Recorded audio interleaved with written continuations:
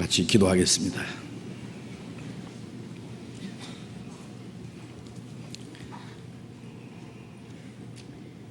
우리를 사랑하시는 자비로우신 우리 아버지 하나님, 죄 가운데서 영원히 저주와 멸망을 받아야 마땅한 우리를 불쌍히 여겨주시고, 우리가 받아야 될 저주와 형벌을 주님이 대신 담당하시고, 주님께서 흘리신 그 보배로운 피로 우리의 죄를 영원히 씻어주시고 우리를 영원한 멸망 가운데서 구원해 주시며 하나님의 거룩한 자녀로 삼아주신 그 크고 놀라운 은혜를 인하여 감사와 찬송과 영광을 우리 아버지 하나님께 돌립니다. 이 세상에는 진정한 소망도 행복도 없지만은 주님께서 우리의 마음속에 참된 자유와 평화 그리고 영원한 소망을 주신 것을 인하여 감사를 드립니다. 이 세상 사는 동안에도 항상 우리와 함께 하셔서 우리의 연약함을 담당하시고 우리를 진리 가운데로 인도해 주시며 하나님의 나라에 들어갈 때까지 우리를 지켜주시고 도와주시는 그 크신 은혜를 인하여 감사를 드립니다. 이 시간 주님의 피로 구속함을 받은 저희들 주님 앞에 함께 모여서 주님의 은혜와 영광을 찬송하며 주님의 말씀을 배우며 주님 몸된 교회 안에서 거룩한 교제를 갖게 해주신 주님, 이 시간에도 주님이 우리와 함께 계심을 믿습니다.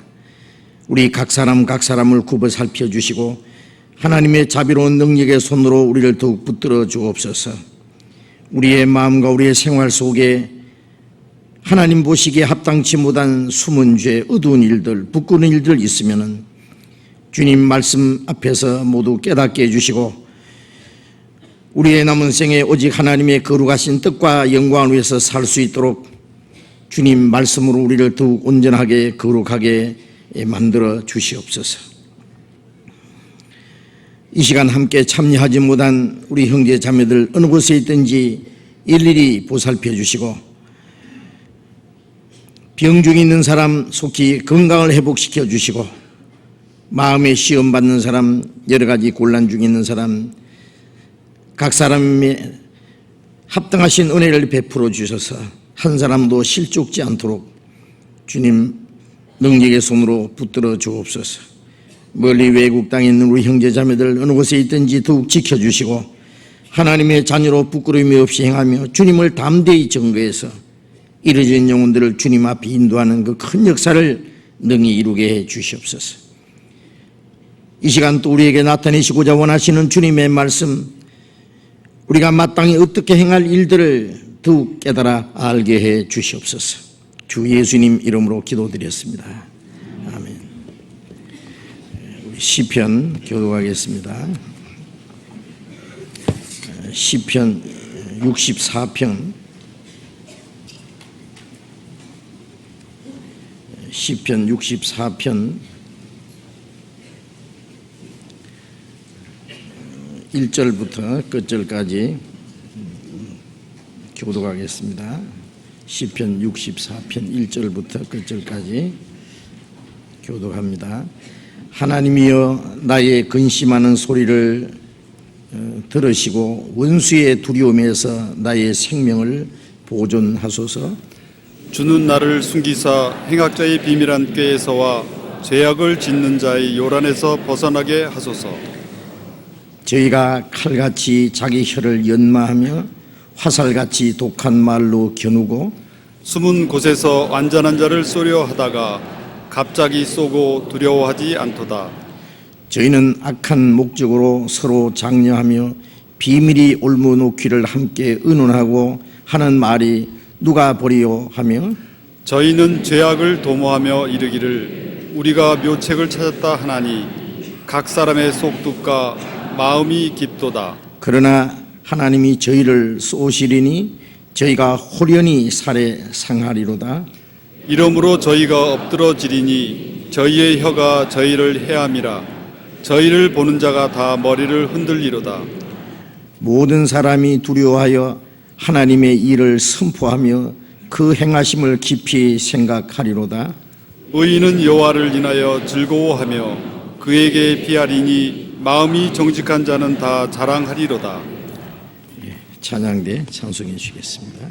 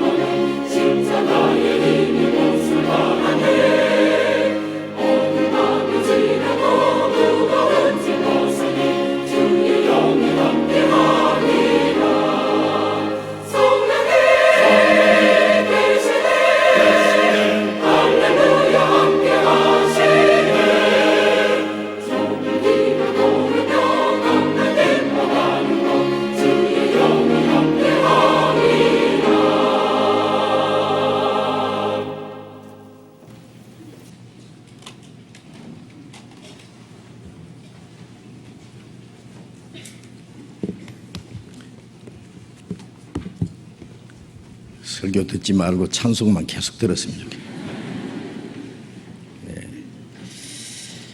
우리 찬양대에서 너무 좋은 찬송을 계속 불러주시고, 이 찬송가를요, 그는 혼자 집에 계실 때도 찬송을 부를 뿐 아니라 그 가사를 이래 조용히 읽으면서 묵상해 보시면요, 그 한마디 한마디가 아주 얼마나 귀하고 의미심장한지 모릅니다. 그 찬송 가사를 처음 쓴 분들은 그 하나님의 은혜를 깨닫고 남은 생에 하나님의 뜻과 영광을 위해서 살아가기 원하는 그 간절한 마음의 소원을 글로 시로서 이렇게 쓰고, 나중에 거기다가 또 곡을 붙이고, 그래서 우리는 부르는 것이 우리 찬송가입니다. 그래서 그 가사를 처음 쓴 사람의 그 믿음과 그 마음, 그들이 느낀 하나님의 사랑과 주님께 순종하고자 하는 마음, 충성된 마음을 우리도 함께 느끼면서 그 찬송을 불러야만 될 거예요. 그것이 그 찬송가가 바로 자기 것이 되고 자기의 마음과 영혼 깊숙이서 나오는 찬송가는 우리 기도와 함께 하나님의 보좌에까지 올라간다고 했어요. 그래서 집에서도 찬송을 많이 부르시면은 마음의 기쁨과 감사, 또 주님의 순종하는 마음이 더 일깨워질 수 있다고 생각을 합니다. 마지막 무더위가 아주 기승을 부리는데 좀 더우시죠? 네? 부채 붙인 분들이 좀 계신데 조금 있으면은 시원해집니다. 부채 붙여도 괜찮아요. 부채 붙인다니까 또 안 붙이시네. 괜찮습니다. 조금 있으면 시원해질 거예요. 아마 그 무더위가 오늘이 마지막이라고 하니까 좀 오늘만 좀 참읍시다. 우리 성경 찾겠습니다. 누가복음 17장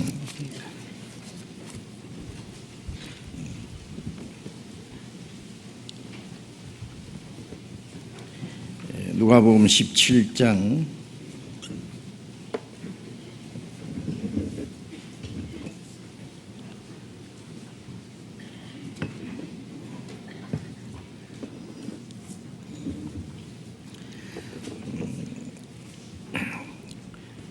17장 5절부터 읽겠습니다.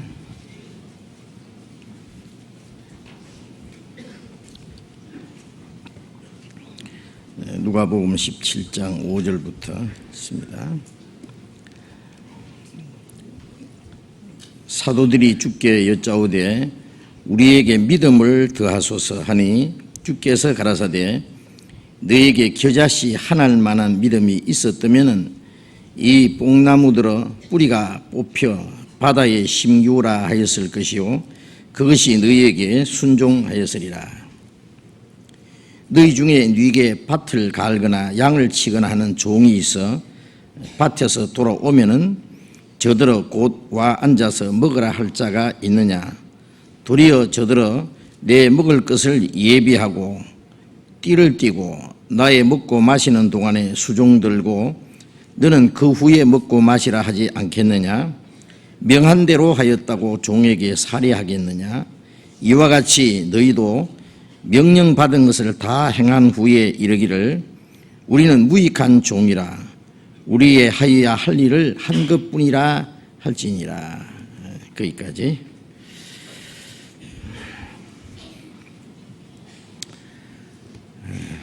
우리 지난 학예 수양회 때 새로 하나님의 은혜를 깨닫고 구원받으신 분들이 너무 많으리라고 생각하기 때문에 새로이 구원을 받으신 분들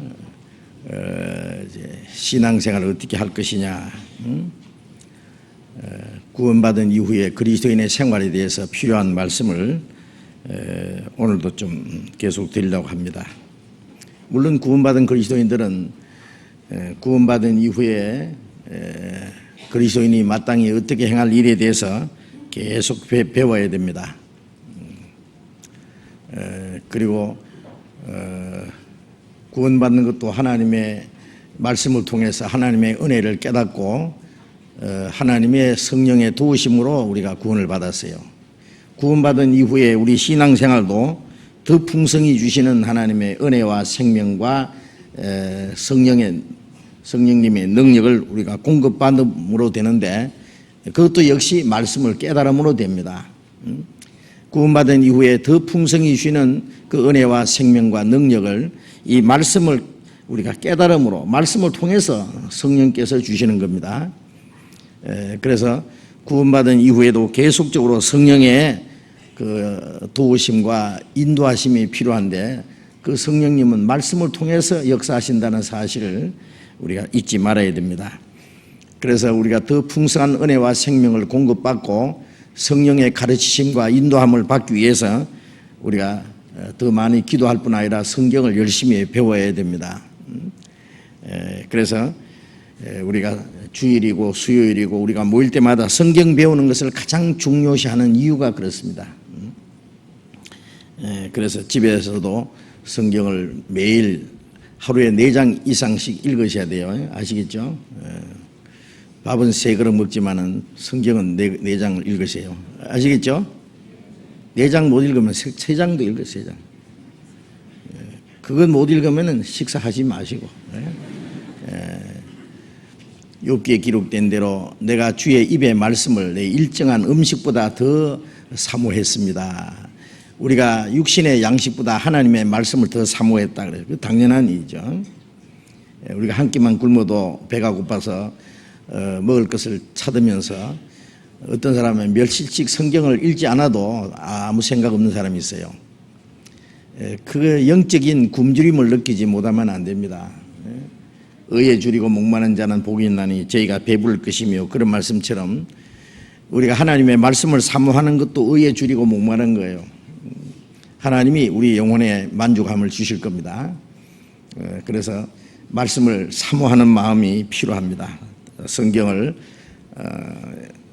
읽으시고 또 배우신 말씀을 또 묵상하고 생각하고, 또 아까 암송하시는데 말씀 암송 많이 하세요.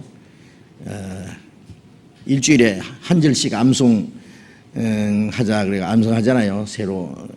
새로운 구절을요 매주 암송합니다. 지난주, 이번 주, 다음 주 암송할 걸 읽고 그러는데, 그 암송하시는 분들 중에 아주 머리를 앞으로 바라보면서 자신 있게 하시는 분이 있느냐면은 아주 겸손하게 머리를 숙이고 하시는데, 가만히 보면 컨닝하는 것 같아요. 밑에 외우세요. 암송하세요. 암송. 시편 119편 11절에 보면은 내가 주께 범죄치 아니하려 하여 주의 말씀을 내 마음에 두었나이다.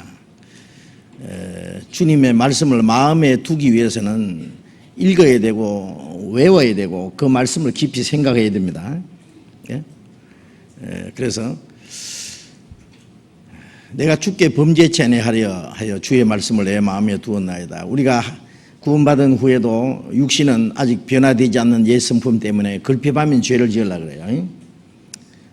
사랑해야 될 사람들이 시기하고 질투하고 미워하기도 하고, 하늘에 소망을 둔 사람이 땅의 것을 또 부러워하고 세상에 대한 욕심이 생기기도 하고, 하나님 말씀을 순종해야 될 그 마음이 있으면서도 알면서도 불순종하고, 그게 뭐냐면 아직 우리의 옛 성품이 육신의 그 세력이 남아있기 때문에. 그런데 그걸 이길 수 있는 무기가 뭐예요?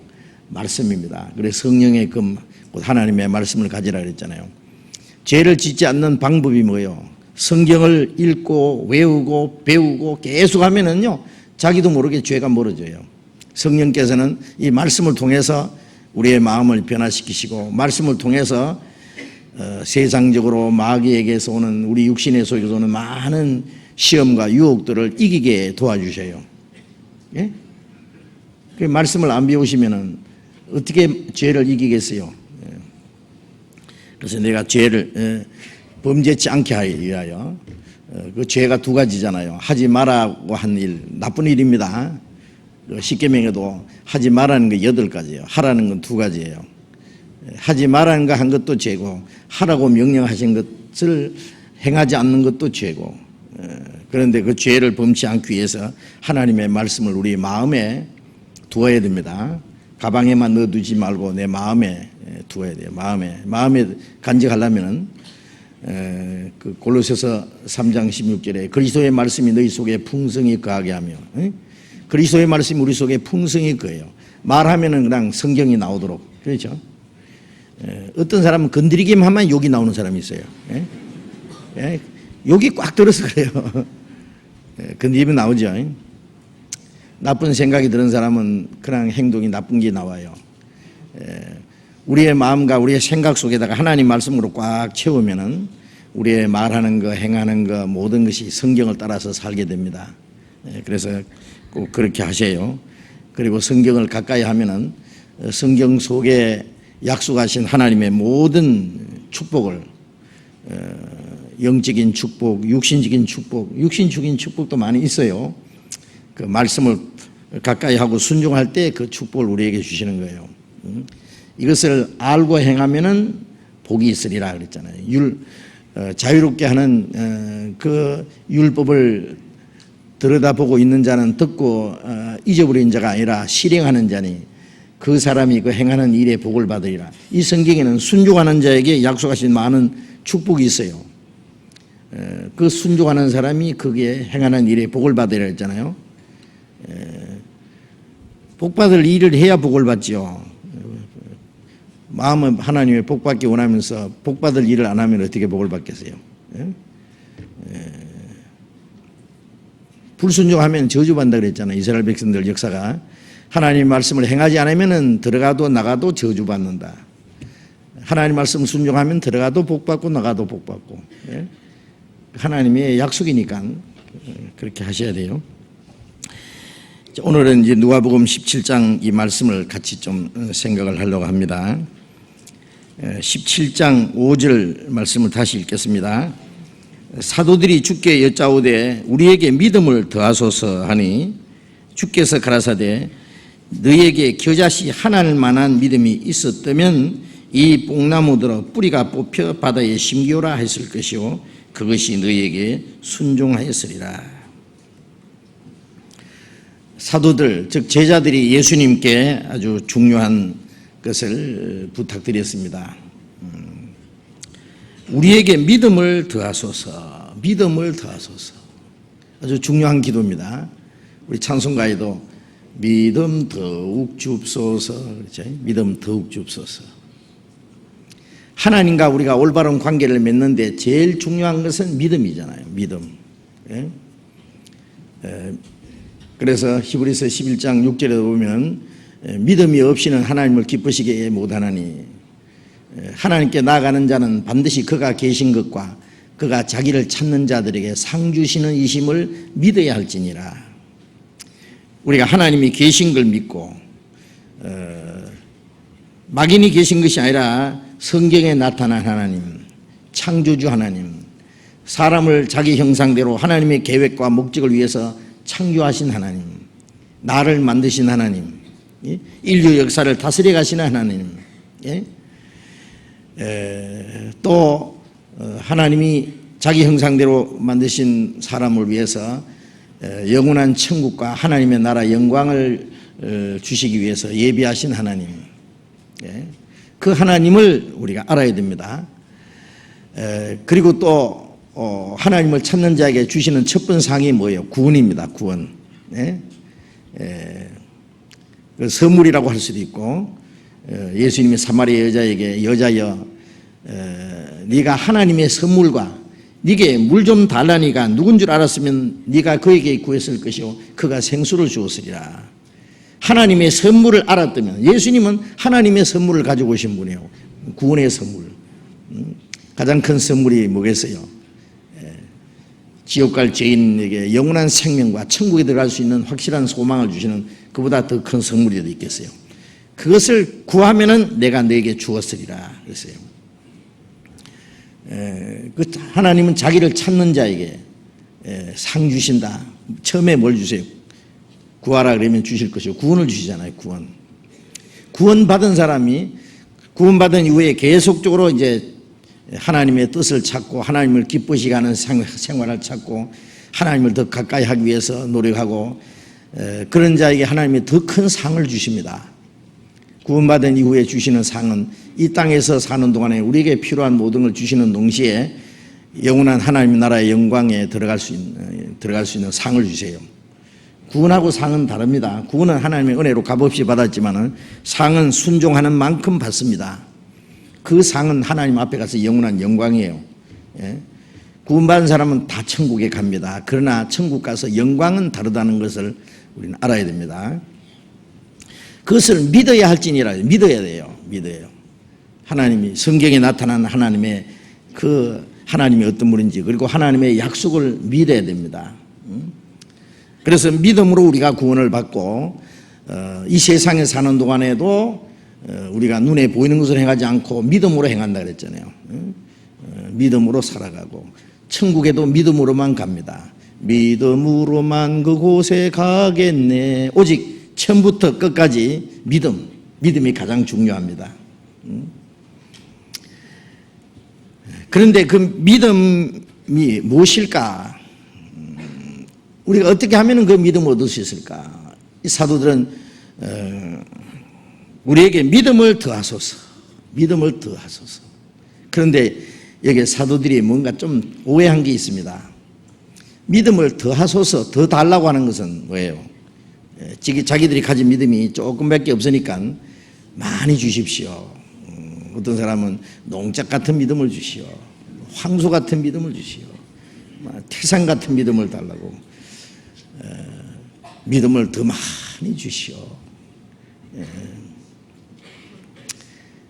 그런데 많은 사람들이 그렇게 기도를 하고 그렇게 또 많은 믿음을 갖기를 원해요. 그런데 예수님 말씀은 주께서 가라사대 너희 6절에 같이 읽어봅시다. 주께서 가라사대 너희에게 겨자씨 하나일 만한 믿음이 있었다면 이 뽕나무들어 뿌리가 뽑혀 바다에 심기라 했을 것이요 그것이 너희에게 순종하였으리라. 너희에게 겨자씨 하나일 만한 믿음이 있었다면 이 뽕나무들어, 아마 예수님 말씀하실 때 옆에 뽕나무가 있었는 것 같아요. 앞에는 바다가 있고, 그래서 갈릴리 바다가 있고. 예? 이 뽕나무들어 뿌리가 뽑혀 바다에 심겨라. 그러면 뽕나무 뿌리가 샥 빠져가지고 샥 말라가지고 바다에 딱 심겨온다고 말이에요. 그것이 너희에게 순종하였으리라. 자, 이 내용은 좀 이따 설명드리기로 하고, 예수님이 제자들을 보실 때에 겨자씨 하나일 만한 믿음이 있단 말씀일까요? 없단 말씀일까요? 예? 겨자씨 하나일 만한 믿음도 없단 말입니다. 믿음을 더 주시오. 그러면 우리 믿음이 조금은 있는데 너무 작으니까 좀 큰 믿음 주시오. 그래. 예수님이 보실 때는 겨자씨 하나일 만한 믿음도 없는데, 야, 너희에게 겨자씨 하나일 만한 믿음이 있었다면 깜짝 놀랄 기적이 나타날 텐데 그 겨자씨 하나일 만한 믿음이 없다, 그런 말씀이에요. 왜 믿음을 겨자씨 하나에다가 비유했을까요? 마태복음 13장에 겨자씨는 씨 중에 가장 작은 것이로 됐어요. 사실은 겨자씨보다 더 작은 씨가 또 있대요. 난초씨인가 이 담배씨도 아주 작아요. 그런데 그 당시에 아마 이스라엘에서는 겨자씨가 씨 중에 아주 작은 것이라고 여겨졌기 때문에 씨 중에 가장 작은 것이라고 표현했을 겁니다. 제가 이스라엘에서 겨자씨를 직접 따봤어요. 우리나라는 없죠. 그런데 겨자씨가 두 종류더라고요. 한 종류는 그 좁쌀보다 약간 작은 정도 그런 겨자씨가 있고, 또 그보다 더 작은 것은 아주 먼지같이 작아요. 아주 작아요. 씨같이 여기지 않아요. 그냥 약간만 불어도 날아가는 아주 그게 작은 겁니다. 예수님 말씀하실 때 그걸 가르치는 아주 작은 씨. 믿음이 큰 게 중요한 게 아니라, 요즘 말로 하면은 양이 중요한 게 아니라 질이 중요하다 그래요. 사람들은 믿음이 아주 큰 믿음을 원하는데 주님은 아주 작은 믿음. 겨자씨는 아주 작은 거지만은 그 속에 생명이 있잖아요. 생명. 예. 많은 사람들이 믿음이 아주 털 것만큼도 없으면서, 주님이 말씀하신 겨자씨만한 믿음도 없으면서 믿음이 꽤 있는 줄 알아요. 어떤 사람은 모태서부터, 내가 언제부터 믿냐면 모태 신자래요. 모태. 로마서 10장 17절에 보면은 믿음은 들음에서 나며 들음은 그리스도의 말씀으로 말미암으리라. 전파하는 자가 없이 어찌 들으리요, 듣지 못하니 어찌 믿으리요. 그런데 어떻게 모태에서 믿었어요? 모태 전도사가 있습니까? 성경이 있습니까? 물론 아닙니다. 그때는 이제 모태에서부터 믿었다고 생각하고 자기는 몇십 년 믿었다. 그래서 이제 교회에서 꽤 어떤 믿음이 좋다고 칭찬도 받고 하는데, 그래서 자기는 막 믿음이 굉장한 줄 알아요. 그게 중요한 게 아니라 주님은 겨자씨만한 믿음을 말씀하십니다. 그 속에는 생명이 있어요. 생명. 그래서 마태복음 13장에 겨자씨는 씨 중에 가장 작은 것이로 돼 심은 후에 나무가 되어서 새들이 깃들 만한큼 되느니라.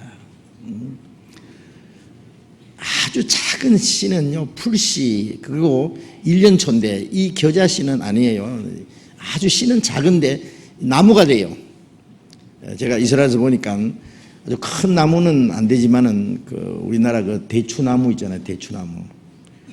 대추나무가 꽤 크잖아요. 한 2m 정도 이렇게 큽니다. 그리고 새들이 깃들 만한큼 된다는 것은 꽤 나무가 된다고 말이에요. 꽤 큰 나무가. 아주 작은 것이 나무가 되는.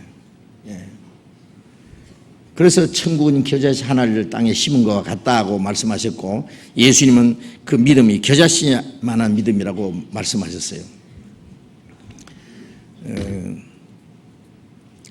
그 겨자씨만한 믿음이 언제 시작되느냐?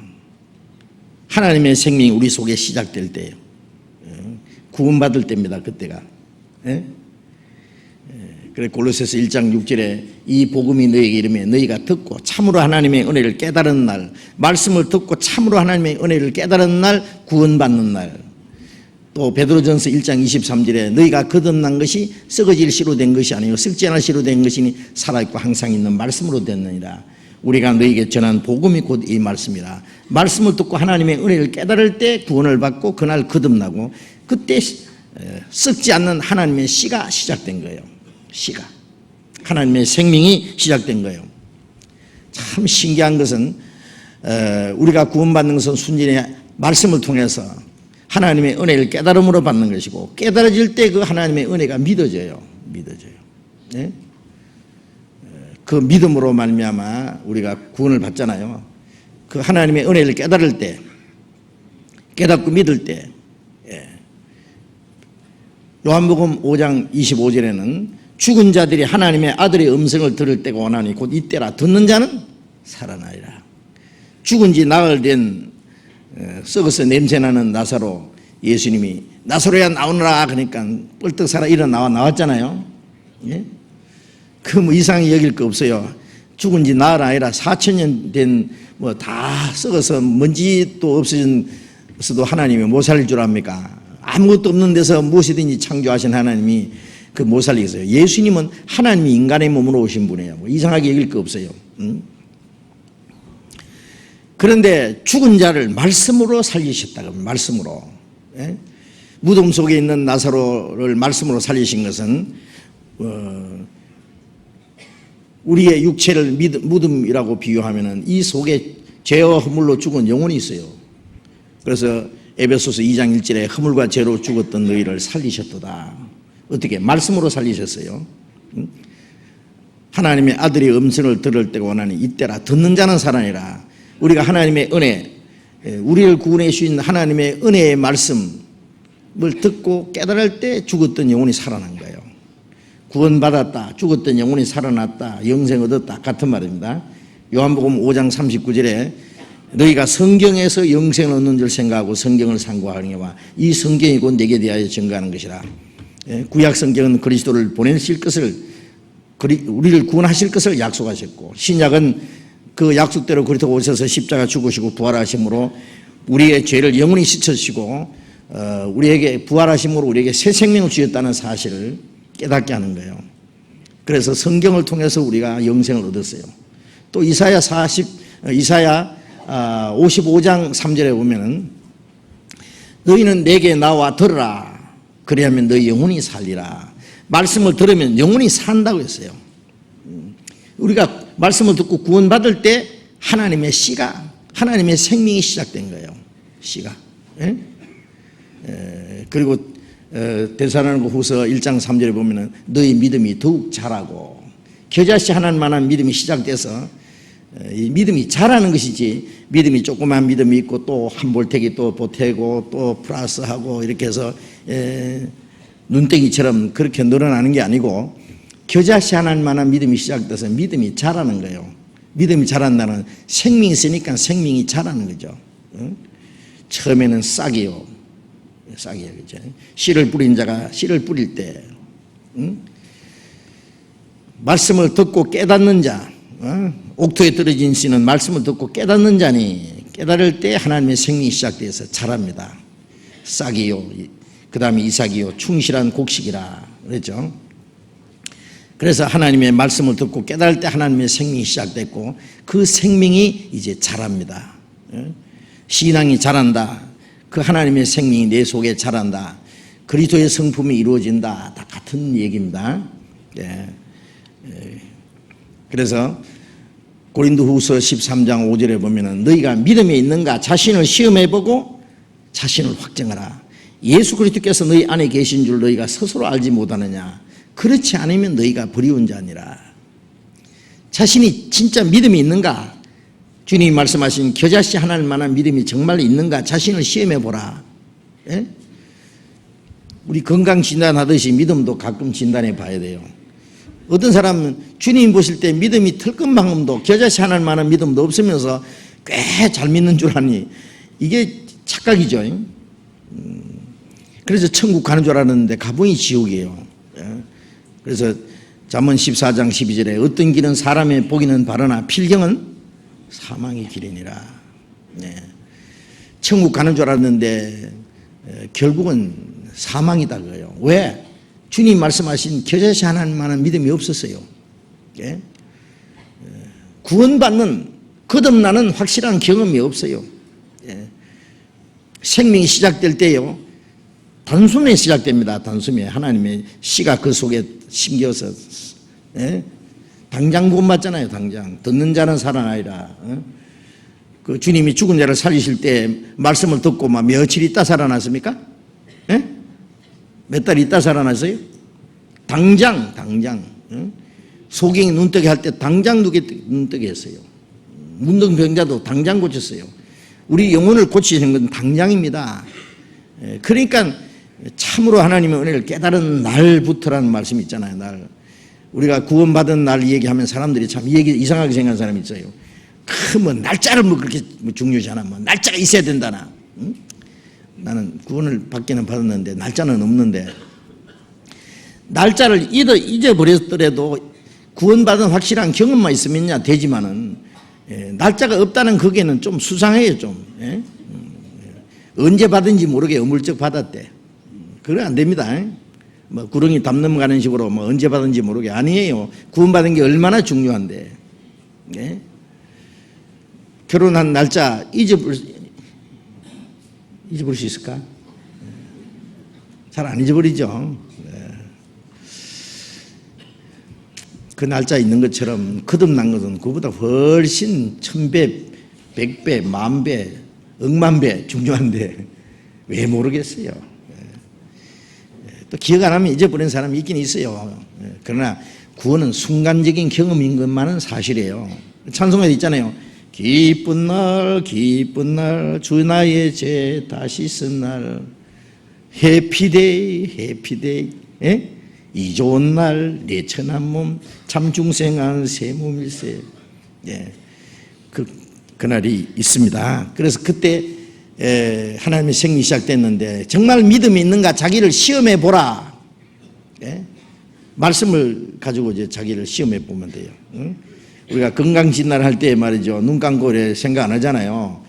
그게 무슨 뭐 엑스레이 찍어보든지 초음파로 뭐 검사를 하든지 뭐 피 검사를 하든지 뭐 검사하는 방법이 있잖아요. 그것처럼 믿음을 진단하는 것은 성경을 가지고 진단합니다.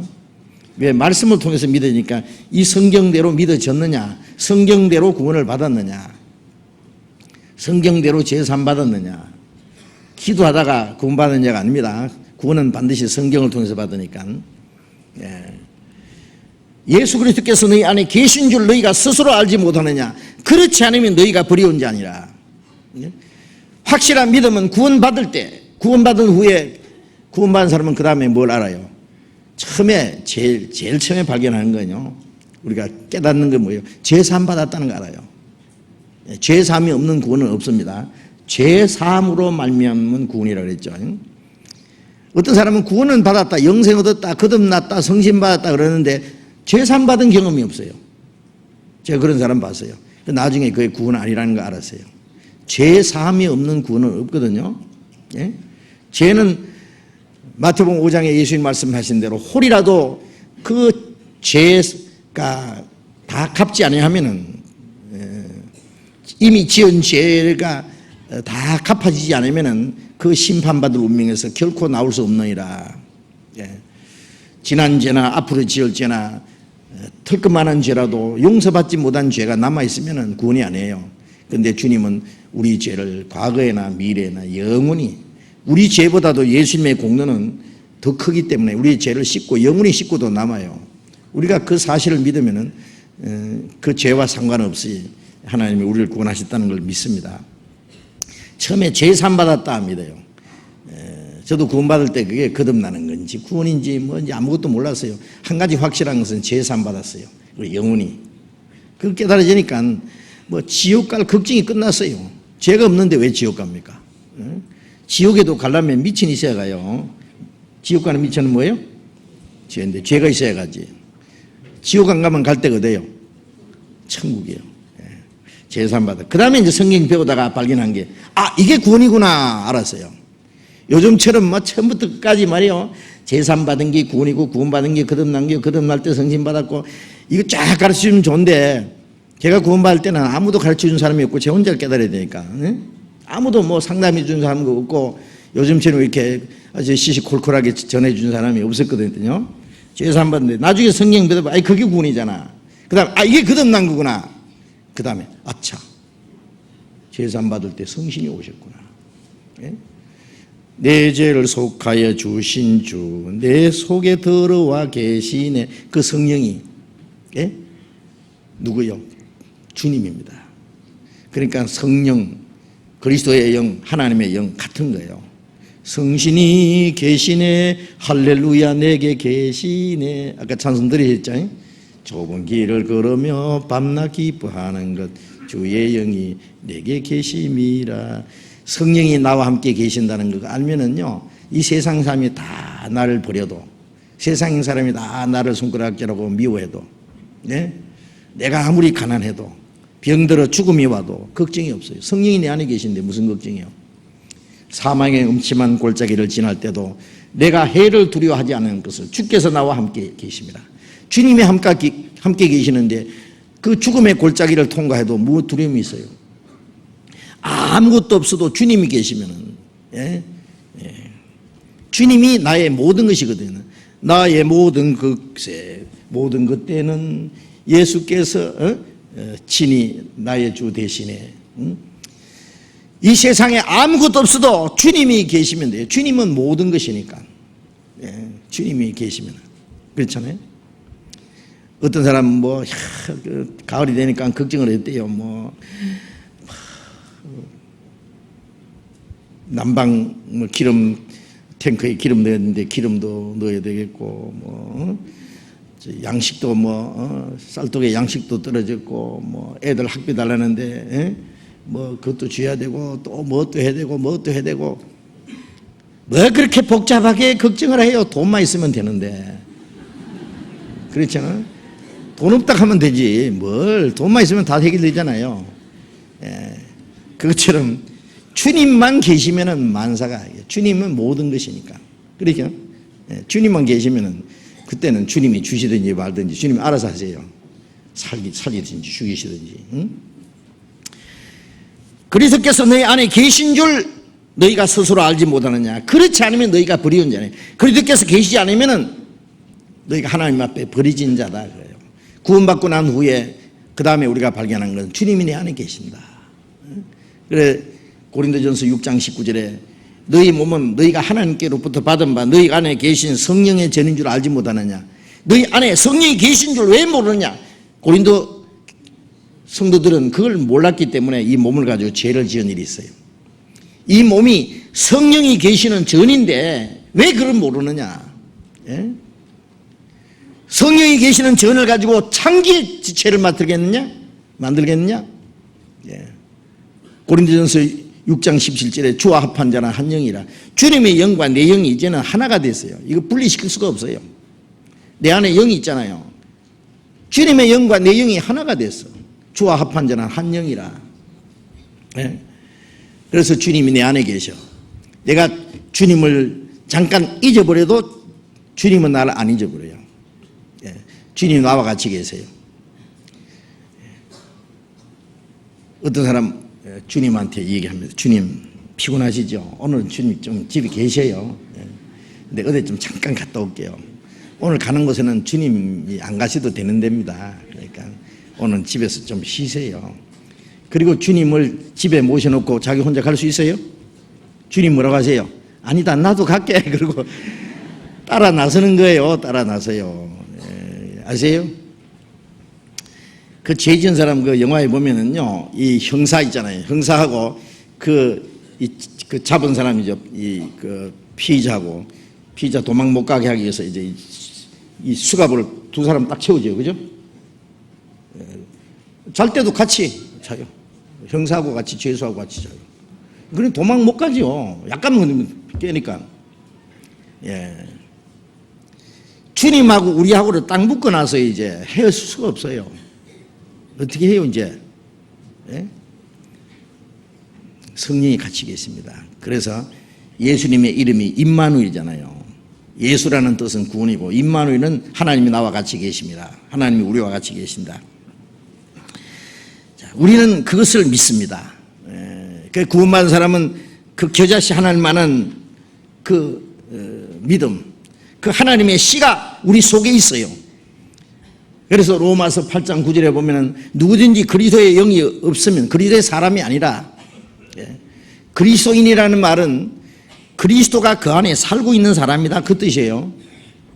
교회 다니는 사람을 뭐 무조건 크리스찬이라 그렇게 고상한 말을 붙이면 안 돼요. 아무개 김양은 크리스찬이래. 이양은 아주 진실한 크리스찬이래. 뭘 보고? 교회 다니는 사람 보고 무조건 크리스찬 그러면 안 됩니다. 그리스도인이라는 말은 구원을 받았을 뿐 아니라 그 주님과 함께 사는 사람이에요. 주님이 그 안에 살아있는 사람.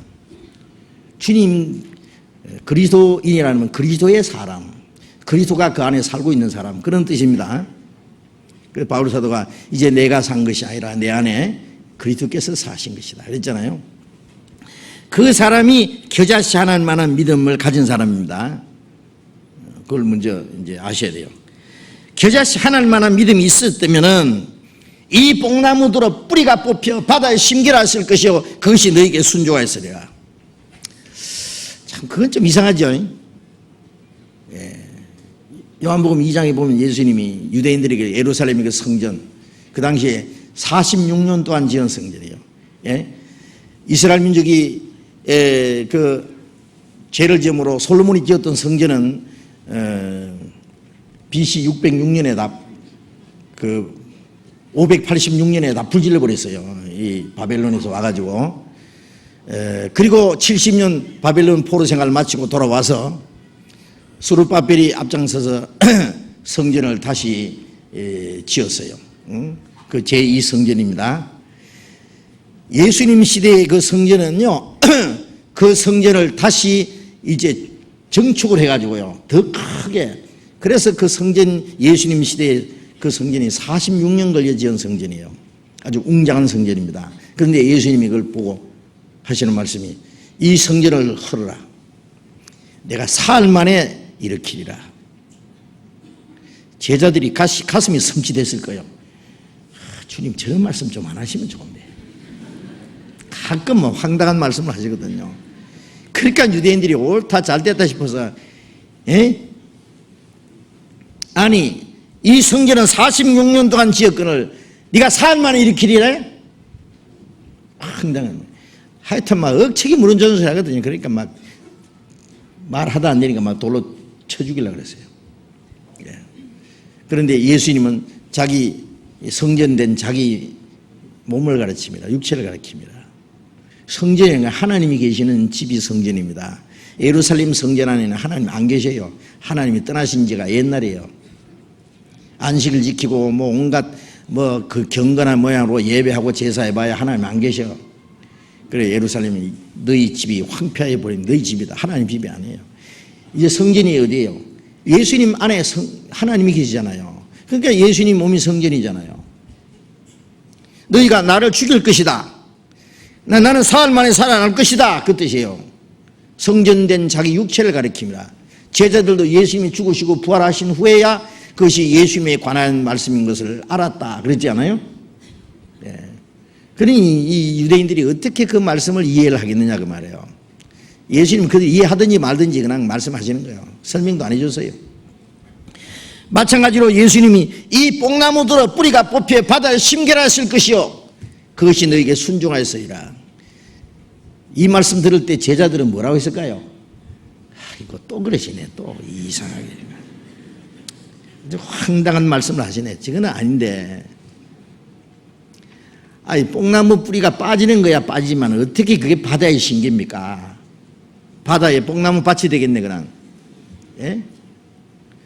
그리고 잘 뿌리를 받고 잘 자라고 있는 뽕나무를 왜 빼요? 왜 바다에 심겨요? 바다에. 어쩌자는 거예요? 어쩌자고. 나 같으면 주님 그건 안 됩니다. 그거는 바다에 왜 뽕나무를 심습니까? 파도 일어나면 어떡하게요? 그거. 물론 제자들이 이해를 못하죠. 그 중요한 것은 그것이 너에게 순종하였으리라.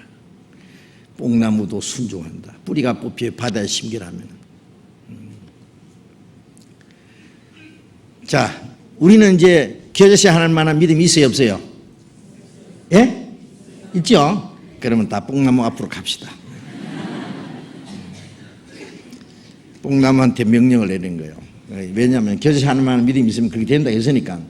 야, 뽕나무야, 뿌리가 빠져서 바다에 심겨라. 그러면 뽕나무가 삐삐삐삐 빠져가지고 픽 날아가가지고 바다에 막 탁탁탁탁탁 심겨야 돼요. 그죠?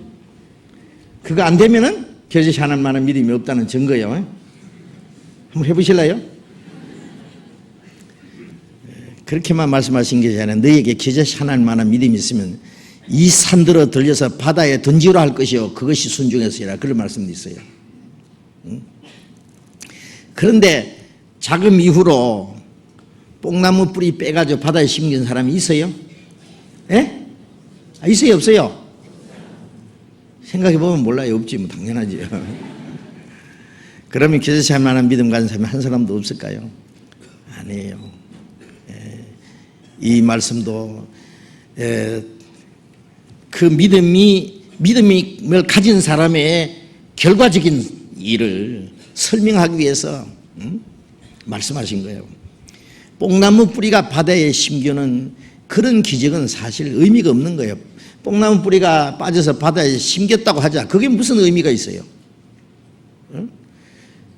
하나님이 우리에게 막 믿음을 줘가지고 뽕나무 뿌리나 빼라고 그런 믿음을 주시겠어요? 그게 아니고 여기는 다른 뜻이 숨겨 있는 게 틀림없잖아요. 하나님은 물론 뽕나무를 빼서 바다에 심기게 할 수 있어요. 그러나 하나님은 그런 아주 이상한 일은 하시지 않아요.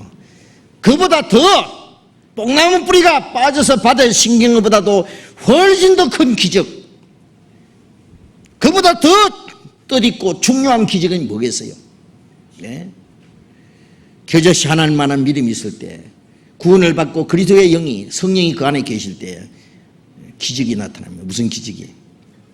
이 나라고 하는 사람, 구원을 받자마자 이 세상에 뿌리를 받고 있던 내가 빠지는 거예요. 세상에서 빠져가지고 바다 같은 하나님의 계획 속에다가, 하나님의 능력에다가, 하나님의 약속에다가 내 생애를 던져버려요. 완전한 순종입니다. 그게 한 곳에서 빠져서 도무지 상상할 수 없는, 이 뽕나무는 밭에 있어야 되는데 이게 빠져서 바다에 심기는 것처럼 우리가 생각할 때는 황당한 얘기지만은 세상에 안전하게 뿌리를 받고 있던 우리를 뽑아가지고 하나님의 계획 속에다가, 하나님의 약속에다 우리를 갖다 심어버려요. 다른 곳에다 심어버려요. 하나님이 아브라함을 그 고향 갈대아 우리에서 불러내가지고, 아브라함아, 너는 네 본토 친척 아비 집을 떠나 내가 네게 지시할 땅으로 가라 그랬어요. 아브라함은 하나님의 부름을 받았을 때, 약속하신 땅에 나갈 때 갈 바를 알지 못하고 나갔으며, 가다 보니까 가나안 땅에 갔어요. 한 곳에서 뿌리를 빼가지고 다른 곳에 심은 거예요.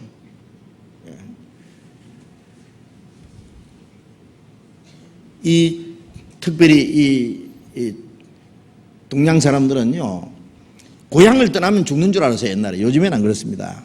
고향에는 조상의 뼈가 묻혀 있고, 그게 친척이 있고, 사랑하는 친구가 있고, 자기의 기업이 있고, 살 터전이 있고, 그렇죠?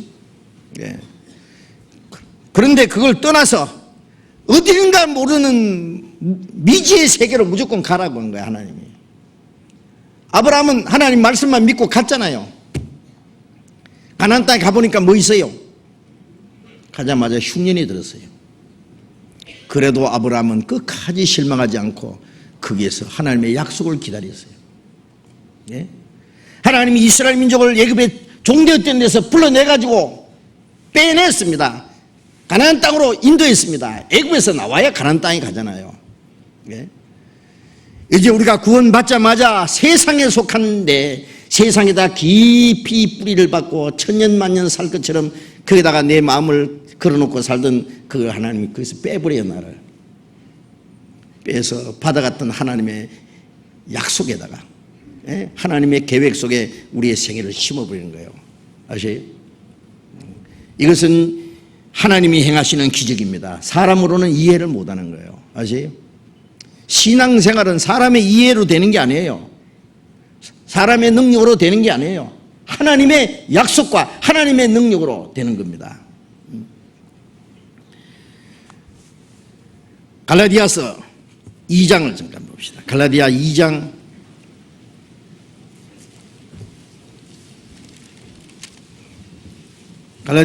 20절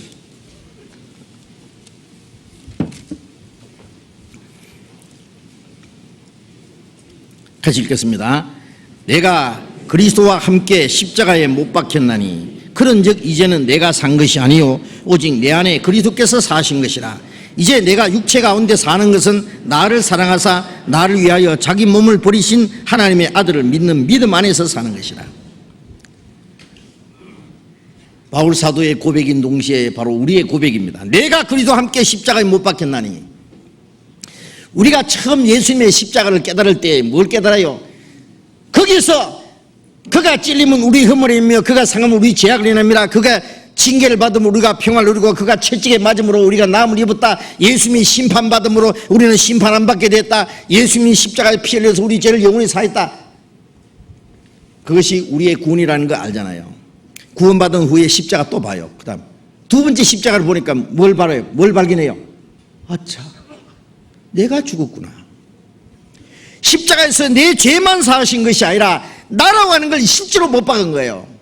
내가 그리스도와 함께 십자가에 못 박혔나니. 이게 무슨 뜻이에요? 바울이 언제 주님과 함께 못 박혔어요? 예? 내라는 게 뭐예요? 내 욕망, 내 생각, 내 고집, 내 이상, 예? 내 주장, 예? 내 의지, 예? 각자 나라고 하는 게 있잖아요. 나, 예? 각자 자기의 어떤 계획이 있고 자기 욕망이 있고 자기 이상이 있고, 예? 자기 고집이 있고, 예? 그런데 하늘을 찌를 듯한 기백이 있고 용기가 있고 무슨 이상이 있어도 죽으면 끝나잖아요. 무덤 속에 있는 자가 무슨 이상이 있고 욕망이 있겠어요? 고집이 있겠어요? 예? 우리가 구원받자마자, 예? 나는 주님과 함께 죽었다. 뭐가 죽었냐? 내 욕망, 내 계획, 내 이상, 내 모든 것 다 끝났다. 시원섭섭하게 끝났어요. 예. 그것도 알아야 돼요. 십자가는 우리가 지옥 갈 죄만 처리한 것이 아니라 나라는 걸 이걸 처리해버린 거예요. 아, 내가 주님과 함께 죽어서 장사됐구나. 우리가 침례받을 때요, 물속에 들어갈 때 나는 주님과 함께 죽고 주님과 함께 장사됐다. 장사는 거예요. 장사 지낸 사람이, 예? 그 다음에 송장이 뻘떡 일어나가지고 또 뭐 대통령이 되려고 하겠어요? 부자가 되려고 하겠어요? 예. 무덤에는 조용합니다. 그건 아무런 욕망도 없고 이상도 없고 고집도 없고 다툼도 없어요. 우리가 구원받고 나면 나라는 것이 거기서 끝나버리는 거예요. 내 죄도 끝났고 내 잘난 것도 끝났고 내 이상도 끝났어요. 왜? 장사 지내버렸는데. 무덤에 물속에 들어갈 때 나는 죽고 장사됐다. 물에서 올라올 때는 이제는 죄의 사람 죽고 의의 사람으로, 나는 죽고 새로운 사람으로, 내 욕망은 끝났고 하나님의 목적을 위한, 하나님의 영광을 위한 새로운 사람으로 태어났다, 살아났다 그러잖아요. 이제 내가 산 것이 아니요 내 안에 그리스도께서 사신 것이다. 예. 나라는 건 죽어버렸다. 뽕나무 뿌리가 빠지듯이 나라는 뿌리가 이제 빠져서 없어졌어요. 예. 바다에 심긴 이 뽕나무는 이제 바다가 파도가 치는 대로, 바람이 부는 대로 어디론지 갑니다. 예. 내 계획과 내 욕망을 다 포기하고 하나님의 계획 속에다가 나를 던져버린 거예요. 하나님이 죽이든지 살리든지 하나님 알아서 해주시오. 예. 내가 산 것이 아니요 내 안에 그리스도께서 사신 것이라. 이제 내가 육체 가운데 사는 것은, 육체를 입고 이 땅에 사는 것은 그 말이에요. 나를 사랑하사 나를 위하여 자기 몸을 버리신, 나를 사랑하시고 나를 구원하기 위해서 자기 몸을 십자가에 버리신 하나님의 아들을 믿는 믿음 안에서는, 믿음 안에는 주님께 맡긴 생활이다. 주님께 완전히 맡긴 생활. 주님이 이제 주장하는 생활. 우리 바닷가에 가보면요, 고동이 말이죠, 예, 바위 위에 막 빨리 기가는 거 보셨죠? 보셨어요? 고동은 그렇게 빨리 못 기어가. 물속에서나 한 1mm 기어가는데 막 한참 걸리겠죠. 근데 이게 막 빨리 가. 그냥 이상하다 싶어서 딱 잡아가지고 뒤집어 보면은 괴가 그 안에 쏙 들어가 버려요. 괴가. 그 고동 알은 누가 빼먹은지 없어졌고 그 안에 개가 딱 들어가 있어요. 아주 딱 맞아요. 그래 개가 크면은 그 안에 이 집이 작으면은 내버려 보고 또 더 큰 데 들어갑니다. 예? 그거 보니까 생각나는 게 뭐예요? 예. 나라는 건 내버려 보고 그 자리에 누가 계셔요? 이제 내가 산 것이 아니요? 내 안에, 내 육체 안에 그리스도께서 계신 것이라. 주님이 내 안에 주인이에요. 예. 주님이 이제 원하시는 대로, 주 동하면 나 동하고 주 정하면 나 정하네. 주님이 원하시는 건 나도 원하고, 주님이 싫어하는 건 나도 싫어하고, 주님이 기뻐하시는 것 나도 기뻐하고, 예? 주님이 하고자 하는 건 나도 하고, 그 안에 거한다는 자는 그 행하시는 대로 자기도 행할지니라. 예? 주님이 내게 새로운 가치관을 주시고, 새로운 소망을 주시고, 새로운 삶의 목적을 주시고, 새로운 삶의 방법을 주시고, 주님이 내 모든 것이 됐어요. 내 안에 그리스도께서 사신 것이다. 예? 이제 육체를 입은 나, 이 껍데기는 나지만 이 속의 주인은 주님입니다. 주님께 맡긴 생활이다. 맡긴다, 의지한다, 부탁한다. 다 맡겨버리는 거예요. 예. 그것이 그리스도인의 삶입니다. 그리스도인에는요, 근본적인 순종이 필요해요. 순종. 그것이 순종했으리라. 뽕나무 들어 뿌리가 빠지라, 바닥에 심겨라. 뽕나무가 순종했다. 그것이 순종했으리라. 뽕나무는 그런 순종이 필요 없지만은, 누구에게 뽕나무가 한 말이겠어요? 우리가 하신 말씀이지. 구원받자마자 너는 세상에 속한 뿌리, 너라고 하는 뿌리 다 그게 빠지고 그걸 다 포기하고, 예? 하나님의 뜻에, 하나님의 약속에다가 다 던져버리는 거예요. 예수님도 마지막 기도가, 아버지여 내 뜻대로 마옵시고 아버지의 원대로, 아버지의 뜻대로 없어서, 자기 뜻을 포기했잖아요. 그게 죽는 거예요. 예? 마태복음 16장을 봅시다. 마태복음 16장 24절. 마태복음 16장 24절. 같이 읽겠습니다. 이에 예수께서 제자들에게 이르시되 아무든지 나를 따라오려거든 자기를 부인하고 자기 십자가를 지고 나를 쫓을 것이니라. 누구든지 나를 따라오려거든, 아무든지 나를 따라오려면은, 자, 우리가 구원받은 후에 신앙생활은 주님을 따라가는 거예요. 우리는 구원받자마자 주님의 제자잖아요. 제자는 선생님에게 배우고 선생을 본받고 선생을 따라가고 선생하고 운명을 같이 하는 거예요. 우리는 예수 그리스도의 제자예요. 예. 나를 따라오려거든 자기를 부인하고 자기 십자가를 지고 나를 쫓을 것이니라. 주님을 따르려면 자기를 부인해야 돼요. 자기를 부인하지 않고 어떻게 주님을 따릅니까? 육신의 소욕을 부인하지 않고 어떻게 성령을 따라 삽니까? 예? 자기의 뜻을 어떻게 포기하지 않고 어떻게 하나님의 뜻을 행할 수 있겠어요? 자기를 부인한다는 게 뭐예요? 자기의 모든 거예요. 자기의 모든 욕망을, 자기의 이상을, 자기 계획을, 자기 고집을, 예, 다 버리는 거예요. 헌시짝 버리듯이 내버려요. 히브리서 11장 24절 보면은 믿음으로 모세는 장성하여 바로의 공주의 아들이라 칭함을 거절하고, 믿음으로 모세는 바로의 공주의 아들이라고 하는 그 자기에게 주어진 행운이고 영광이잖아요. 잘하면 이 애굽의 임금이 될 수도 있어요. 그런데 모세는 믿음으로 말미암아 바로의 공주의 아들이라고 하는 그 행복과 자기에게 주어진 영광을 다 버렸어요. 바로의 아들이라 칭함을 거절하고 그랬어요. 도리어 하나님의 백성과 함께 고난받기를 잠시 죄악을 내 낙을 누리는 것보다 더 좋아하고, 하나님의 백성 이스라엘 백성과 함께 고난받는 것을 잠시 죄악의 낙을 누리는 것보다 더 좋아하고, 바로가 왕궁에서 죄를 지었다는 말이 아닙니다. 자기 백성은 지금 고난을 받고 있는데 자기 혼자 왕궁에서 영광 받는 것이 그게 죄입니다. 죄입니다.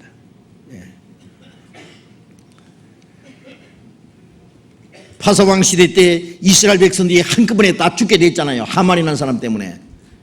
모르드게뿐만 아니라 유대인들 다 하루아침에 죽이려고 작정하고 있는데, 왕궁에 있는 이 에스더, 모르드게가 자기 조카 에스더에게 전가를 보냈습니다.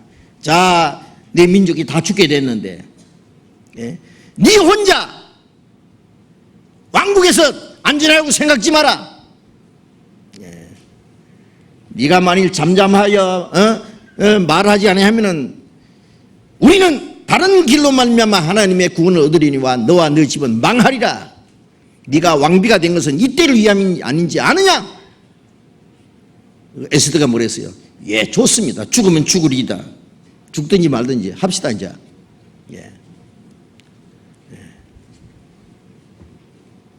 모세도 왕궁의 그 영광을 죄악의 낙이라고 표현했습니다. 하나님의 백성과 함께 고난받는 것을 그 애굽의 왕궁에서 영광을 누리는 것보다 더 좋아했다 그랬어요. 그리스도를 위해서 받는 능력을 애굽의 모든 보화보다 더 큰 재물이 여겼으니 이는 상 주심을 바라봅니다. 애굽의 왕궁의 모든 영광 잠시 후 없어지지만 하나님이 주는 상은 영원하다는 것을 모세는 벌써 믿었어요. 장차 오실 그리스도를 위해서 고난받았다고 되어 있습니다. 모세는 그리스도의 모형이니까. 우리도 구원받자마자 이 세상이 얼마나 헛되고 거짓되다는 거, 우리의 소망은 여기 없어요. 이제 이 세상 부귀 영광 명예 권세 온갖 것 다 있어도 그건 어린 애들이 가지고 노는 장난감에 뭐도 못해요. 그거 아무것도 아니라는 거 우리는 압니다. 그리스도인들은 세상 것을 무시할 수 있는 힘이 있어요. 하나님이 세상을 보시듯이 우리도 세상을 볼 수 있는데요. 안 그러겠어요? 우리가 바랄 소망은 저 썩지 않고 더럽지 않고 영광스러운 소망이 있고 하나님이 주는 상급이 따로 있어요. 거기에 비하면 이 세상은 아무것도 아닙니다.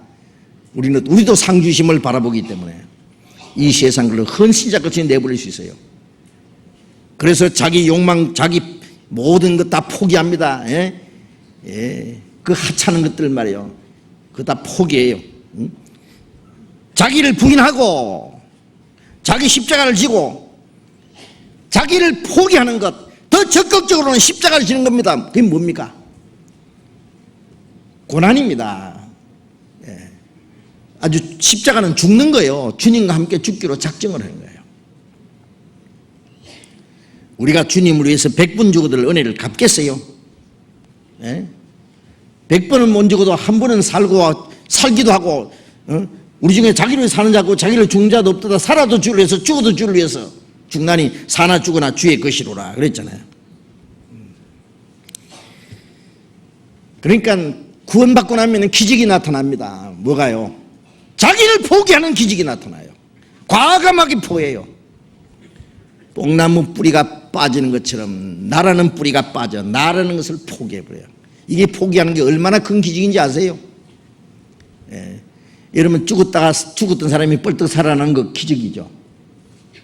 그런데 한번 가치로 따져봐요. 죽었다 살아나면 그 살아났지 뭐예요? 좀 이따 또 죽을 낀데. 아니 병든 사람이 죽게 된 병이 나았다고 하자. 그 깜짝 놀라지만 하나님 보실 때는 아무것도 안 해요. 살려놔봐야 또 고생하면서 또 빌빌 하다가 또 좀 이따 죽어 또. 예, 몇 년 더 살려줬다고 해서 그 뭐 그렇게 대단해요 그게. 예? 하나님이 보시는 최고 기적은 그런 것이 아니라 자기를 포기하는 거예요. 세상의 욕망에 하늘 찌다하고, 예? 자기 수단 방법을 가리지 않고 살라고 아주, 예? 예, 용기 100배 막, 예? 호랑이를 잡을 때 하던 사람이 다 꺾어지고 자기를 포기해버려요. 자기를 죽은 자로 여기는 거예요. 나는 주님과 함께 죽었다. 나는 끝났다. 나는 장사 지냈다. 그게 최고 기적입니다. 죽었던 사람이 뻘떡 살아나는 것보다도 훨씬 더 큰 기적이에요. 자기의 계획과 자기 욕망을 위해서 살던 사람이 이제는 하나님의 뜻과 영광을 위해서 사는 사람이 됐다. 그 기적이지 뭐예요. 하나님 보실 때 엄청난 기적입니다. 그거는. 예. 사람들은 성령의 능력이라 그러면 막, 예? 무슨 화끈한 거 막, 예? 탁 기도하면 들이 자빠지고 이리 기도하면 저리 자빠지고, 예. 막 불 받았다고 팍팍 뛰고, 예? 예. 뭐 병든 사람이 병 낫고. 하나님 보실 때는 그 아무것도 아닙니다. 아무 가치 없는 겁니다. 아시겠어요? 초대교회에 복음을 전하기 위한 수단으로 하나님이 사도들에게 그런 기적을 많이 줬습니다. 그런 기적은 이교도들 속에도 나타나요. 귀신이 역사해요. 하나님이 행하시는 기적은 그게 아니에요. 죄와 허물로 죽었던 영혼이 살아나는 게 최고 기적이고, 구원받은 사람이 이제 세상의 욕망이 끝나고 자기를 버리고 하나님의 뜻대로 살아가는 그것이, 그 속에 하나님의 생명이 시작된 결과적인 기적입니다. 뽕나무 겨자씨만한 믿음이 있을 때면 뽕나무 뿌리가 빠지라. 바다에 심결하시. 그것이 순종했으리라. 뽕나무는 그런 순종이 필요 없지만 그리스도인들에게 말하는 거예요. 그리스도인은 그 순종이 필요하잖아요. 나라는 뿌리가 빠져서 하나님께 내 생애를 맡기는, 그게 근본적인 순종입니다. 그 근본 순종이 없이 뭐 조그마한 거 순종해봐야 별거 아니에요. 예? 하나님이 뭘 원하시겠어요, 우리에게? 우리의 시간을 원하십니까? 우리의 돈을 원하십니까? 우리의 재능을 원하십니까? 예? 내 아들을 바친다고 하나님이 기뻐하시겠습니까? 예. 하나님이 원하시는 것은 나 자신을 원합니다. 나 자신을. 아세요? 예. 내 생애를 주님 앞에 바치기를 원한다 그 말입니다. 그래서 우리도 아브라함이 자기 고향을 떠나서 하나님의 말씀만 듣고 무턱대고 하나님이 약속하신 가나안 땅에서 가듯이 우리도 하나님 말씀을 듣고 미지의 세계로 하나님의 약속만 해서 갑니다. 우리를 불러내신 하나님이 우리를 인도하시고 그리고 목적지에 도달하게 하시는 분은 하나님입니다. 그 아브라함이 무턱대고 가서 망했습니까? 죽는 것지만은 삽니다. 그래서 목숨을 구원코자 하면은 잃을 것이요. 그 다음에 그 말씀하셨죠. 25절에 봅시다. 마태복음 16장 25절에 다시 읽어봅시다. 누구든지 제 목숨을 구원하고자 하면은 잃을 것이요. 누구든지 나를 위하여 제 목숨을 잃으면 찾으리라. 우리가 신앙생활은 주님을 위해서 자기를 버리는 겁니다. 죽는 것 같지만은 그게 사는 길입니다. 사는 길. 예? 신앙생활은 뭐예요? 자기는 죽고, 예? 이제 내 생애를 주님께 완전히 맡긴 생활이에요. 그게 믿음이에요. 우리가 구원을 받은 것은 내 죄는 주님이 담당하시고 주님이 내게 내 죄를 사하시고 나를 의롭다 하셨다는 거, 그거 믿는 게 구원이잖아요. 구원받은 후에 신앙생활은 뭐예요? 나는 없다. 주님이 내 안에 계신다. 주님이 내 생애의 주인이다. 그리고 주인께 내 생애를 맡긴 생활, 그게 신앙생활이에요. 일주일 동안 자기 방법대로, 자기 편리한 대로, 자기 욕심대로, 자기 고집대로 마음대로 살고 주일날 깨끗이 차려입고 와서 찬송 부르고 기도하고 예배하고, 그게 무슨 신앙생활입니까? 그게 하나님 놀리는 거지. 귀신 섬기는 사람들도 그런 건 해요. 구원받은 후에는 내 생애를 다 바칩니다. 고린도후서 8장을 봅시다. 고린도후서 8장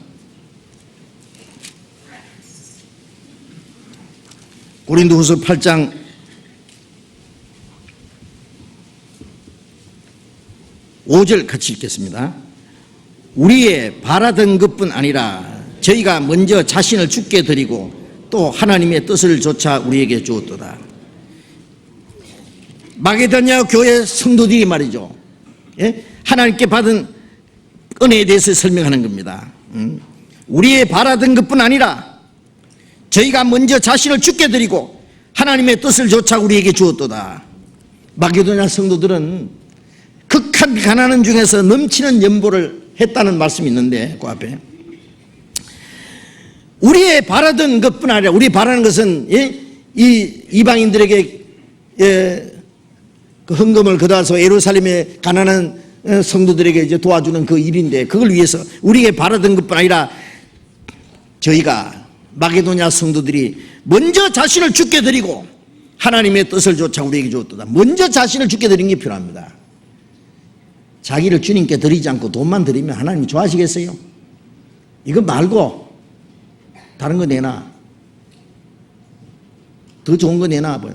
내가 나를 바쳐요. 나를. 몸밖에 드릴 것 없어 이 몸 바칩니다. 너희 몸을 하나님이 기뻐하시는 거룩한 산제사로랴. 이 몸을 바치라는 것은 이 껍데기만 바치라는 게 아니에요. 마음을 다고 뜻을 다고 힘을 다고 목숨을 다해서 몽땅 다 드리는 거예요. 그게 드리는 거지. 먼저 자신을 주께 드려요. 그 다음에는요, 바쳐 놓으면 하나님이 알아서 하세요. 죽이든 살리든지. 예? 그리고 하나님의 뜻대로 사는 거예요. 하나님의 뜻을 조차. 예. 그게 첫 번 근본적인 순종입니다.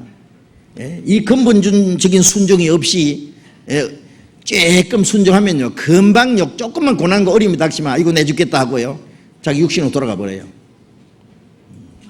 완전한 순종을 바친 사람은요, 살든지 죽든지 뜻대로 하옵소서, 그래서 고백을 할 수 있는 거예요. 누가복음 17장 다시 돌아가 봅시다. 누가복음 17장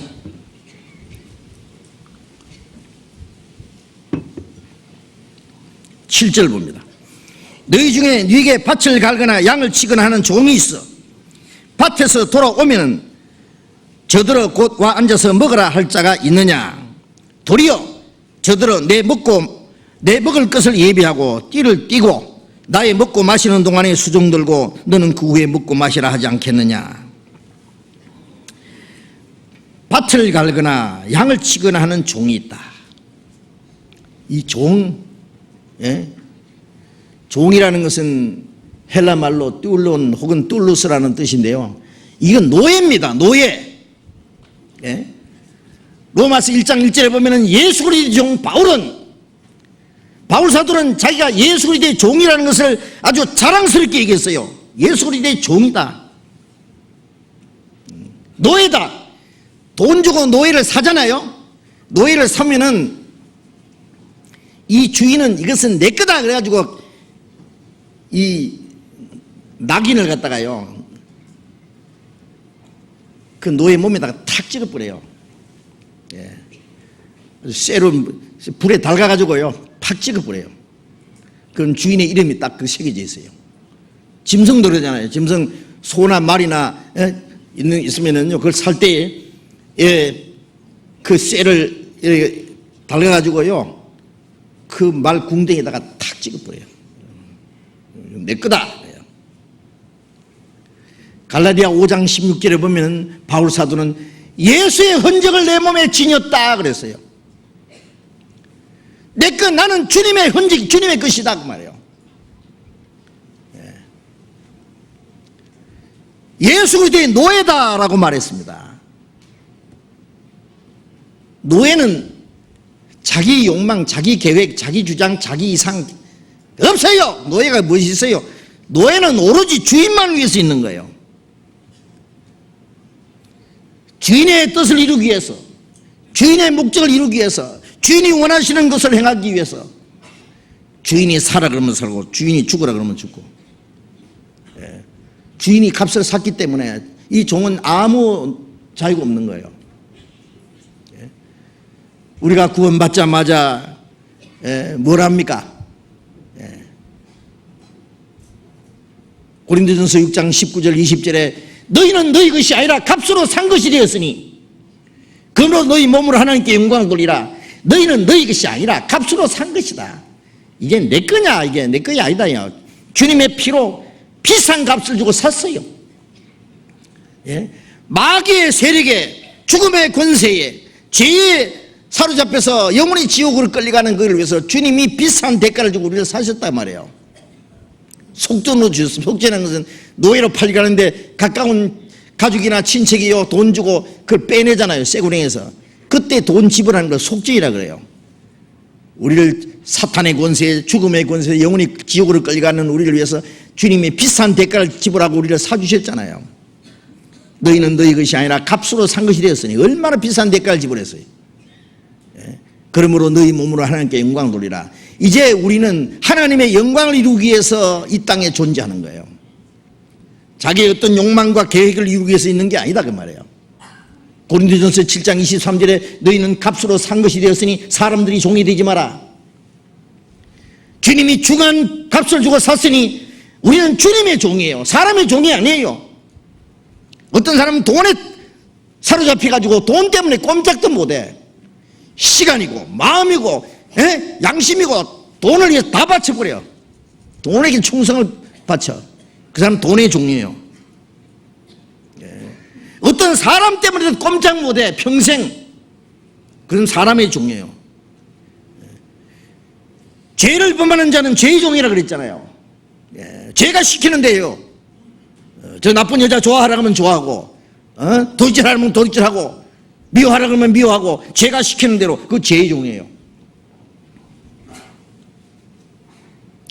우리는 이제 사탄의 권세에서, 죄의 권세에서 해방돼서 그리스도의 종이 됐습니다. 그리스도의 종이라는 것은 뭐예요? 사탄의 권세에서, 죄의 세력에서, 거기에 우리가 노예가 됐던 거기에 끌려가던 우리가 해방됐다는 말이에요. 해방됐기 때문에 그리스도의 종이 된 거예요.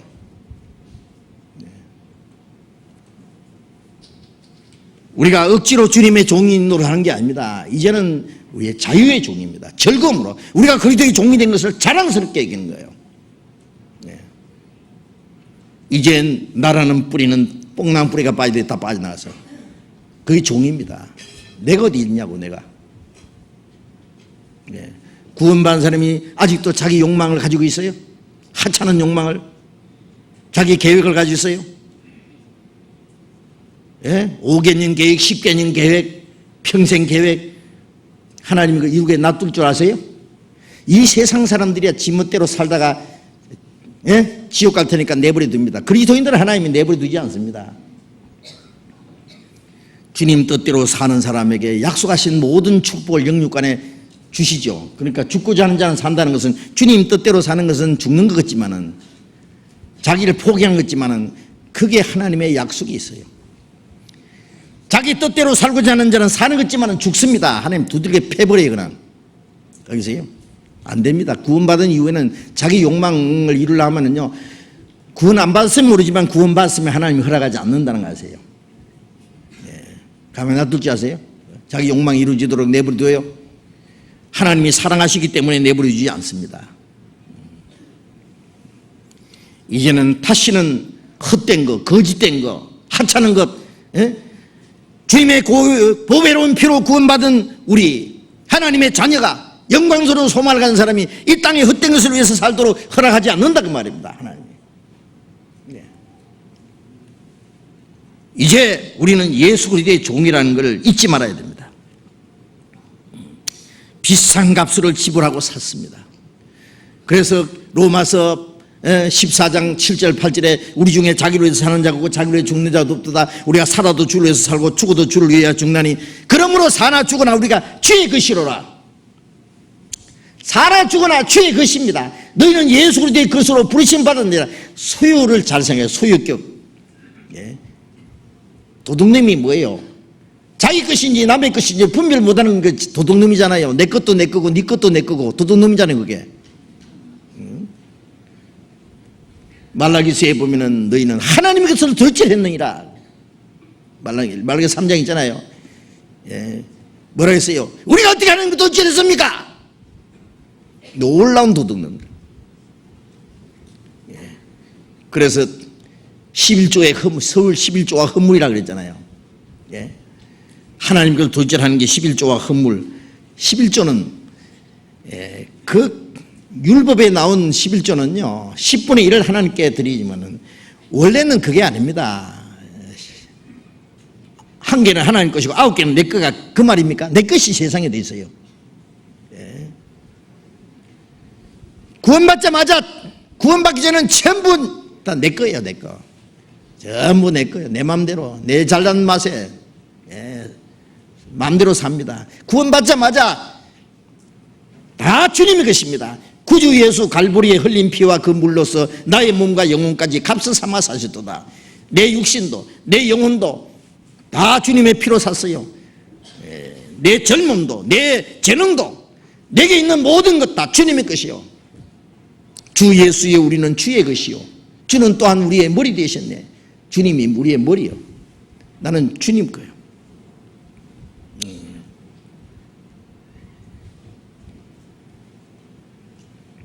주님의 것을 주님의 것인 줄 알고 주님 뜻대로 사는 것이 그게 순종입니다. 순종. 내 것이 어디 있냐고. 11조와 헌물이랑 11조도요 만약 9개는 내 거고 1개는 하나님 거다 그러면요 그거는 1개는 바치지만 9개 돌진한 사람입니다. 11조는 다 주님의 것이라는 것을 믿는 사람이 모든 걸 주신 하나님을 경외하는 표요. 그게 당연한 거예요. 그래 나머지 9개도 가지고 주님 뜻대로 살아야 돼요. 1개 바쳤으니까 나머지 9개 가지고 내 멋대로 살면 그건 9개 돌진한 사람이에요. 내 게 어디 있냐고. 다 주님 것이지. 헌물이라는 건 뭐예요? 하나님께 바쳐진 거예요. 우리는 구원받자마자 다 하나님께 바쳐진 거예요. 주님의 것이라는 것은 뭐예요? 바쳐진 자예요. 예. 우리가 책이고 뭐 물건 사면은 거기다가 내 사인하는 거 있잖아요. 뒤에다가 자기 이름 딱 씁니다. 어떤 물건도 씁니다. 가방에도 내 이름 딱 써놓습니다. 헷갈리지 않게 말이에요. 이건 내 거다 그 말이에요. 그 주인 허락 없이 마음대로 쓰면 안 돼요. 그거는. 예? 집도 내 거다 그러고 등기하잖아요. 소유격을 알아야 돼요. 구원받자마자 하나님 거다. 그 주님께 바쳐진 거예요. 나는 뭐요? 당신 종입니다. 주님의 종입니다. 나는 주님을 위해서만 내가 이 땅에 있습니다. 이제 구원받은 이후에 이 땅에 우리가 살아있는 그 가치는 뭐예요? 이유는 뭐예요? 주님의 뜻을 이루기 위해서 있는 거예요. 이제부터는 가난해도 좋고 요거도 뭐도 좋고 사람에게 버림받아도 좋고 살아도 좋고 죽어도 좋고 주님을 기쁘시게 할 수만 있다면 하나님을 섬기고 주님께 영광 돌릴 수 있는 길만 있다면 그것이 우리의 최고의 행복이다 그 말이에요. 우리 그게 삶의 목적이에요. 그게 그게 뭐 특별한 겁니까? 정상적인 거예요. 그렇지 못하면 비정상이에요. 구원받은 사람이. 이 사실을 우리는 분명히 해야 됩니다.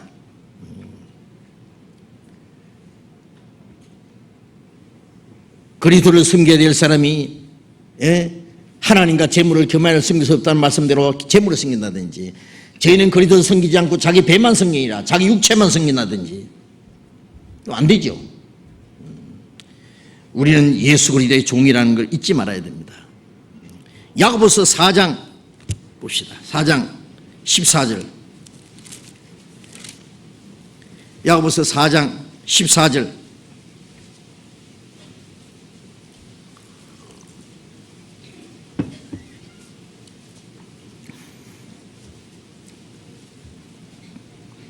야고보서 4장 13절부터 제가 읽겠습니다. 들으라 너희 중에 말하기를 오늘이나 내일이나 우리가 아무 도시에 가서 거기서 1년을 유하며 장사의 일을 보리라 하는 자들아 내일 일을 너희가 알지 못하는도다. 너희 생명이 무엇이뇨 너희는 잠깐 보이도 없어지는 안개니라. 너희가 도리어 말하기를 주의 뜻이면 우리가 살기도 하고 이것저것을 하려 할 것이오늘 이제 너희가 허탄한 자랑을 자랑하니 이러한 자랑은 다 악한 것이니라. 17절 같이 읽읍시다. 이러므로 사람이 선을 행할 줄 알고도 행치 아니하면 죄니라. 어느 도시에 가서 1년을 유하며 아니면 5년을 있다가 장사의 일을 보내라 한 자들아, 1년 계획이든지 몇 년 계획이든지 그래서 돈 벌어가지고 잘 먹고 잘 살아보라고 하는 사람들, 야, 내일을 너희가 알지 못한다. 1년 계획 써요? 10년 계획 써요? 간도 크네. 너희 생명은 잠깐 보이세 없이는 안개니라. 하나님이 허락하지 않으면 당장 오늘 밤이라도 하나님이 데려가셔요. 오늘 밤에 너를 네 영혼을 도로 차들이니 그러면 네가 준비한 게 누구게 되겠느냐? 자기 거예요 그게? 너희는 잠깐 보이도 없이지는 안개니라. 너희가 도리어 말하기를 주의 뜻이면은 우리가 살기도 하고 죽기도 하고 주의 뜻이면 이것도 하고 저것도 하고 주님의 뜻이 아니면 아무리 하고 싶다 하지 말고. 그리스도인데요, 자기 마음대로 이민 가고 싶으면 가고 이거 하고 싶으면 이거 하고 저거 하고 싶으면 하고. 어떻게 지 마음대로 삽니까? 지 마음대로. 예? 목적을 분명히 해야 됩니다. 예? 내가 이사를 간다든지 새로운 직업을 택한다든지 무엇을 하든지 이게 누굴 위한 거냐 그 말이에요. 목적이 뭐냐 그 말이에요. 목적이 있어야 될 거 아니에요. 내 욕망과 내 계획을 이룬 거냐, 하나님의 뜻을 이루기 위한 거냐, 하나님의 영광을 위한 거냐, 정확하게 하세요. 하나님의 뜻과 하나님의 영광을 위한 것은 선이고, 하나님의 영광과 관계없는 거, 하나님의 계획과 관계없는 건 전부 악이에요. 선을 행할 줄 알고도 행치 않는 것은 죄인이라고 했잖아요. 주의 뜻이면 이것도 하고 저것도 하고 살기도 하고 죽기도 하고. 그런데 허탄한 자랑, 자기 뜻을 이루고자 하는 것을 허탄한 자랑이라고 말했습니다. 이건 다 악한 것이라고 했습니다. 종이 말이죠, 주인이 원하는 대로 하지 않고 자기 고집대로 하면 되겠어요? 주인이 뭘 하라고 하면은요, 주인님 그건 좀 잘못된 것 같은데요, 내 생각은 다른데요. 아니, 종이 자기 생각, 자기 의견을 고집할 수 있어요? 나는 그거 하기 싫은데요, 그럴 수 있어요? 종이 무슨 잔소리가 있어요, 잔소리가. 주인이 시킨 대로 하는 거예요. 그냥 밭을 갈거나 양을 치거나 하는 종이 있다. 우리가 예수 그리스도의 종이라는 거 잊지 마셔야 됩니다. 구원받으면 우리는 주님의 종이 된 것을 기쁘게 생각합니다. 이제는 자기 뜻을 행하지 않고 주님의 뜻을 위해서, 하나님의 영광을 위해서 살게 된 것에 우리에게 큰 축복이라는 걸 생각해야 돼요.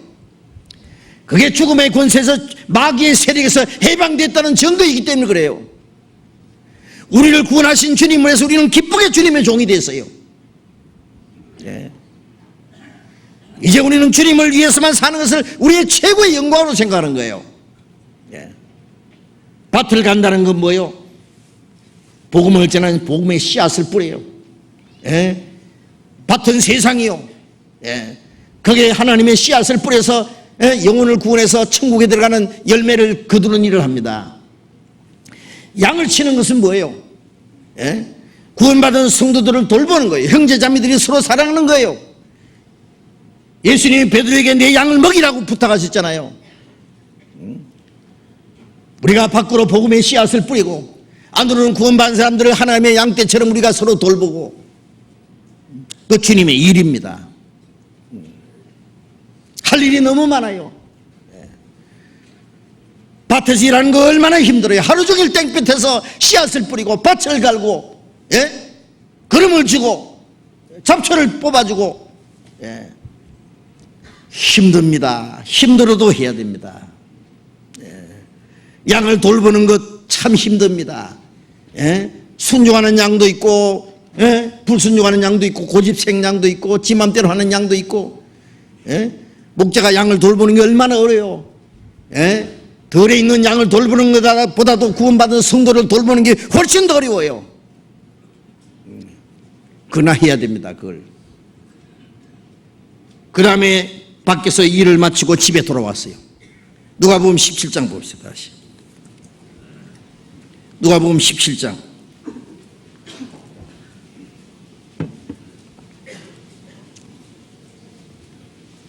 누가복음 17장 8절 7절 봅니다.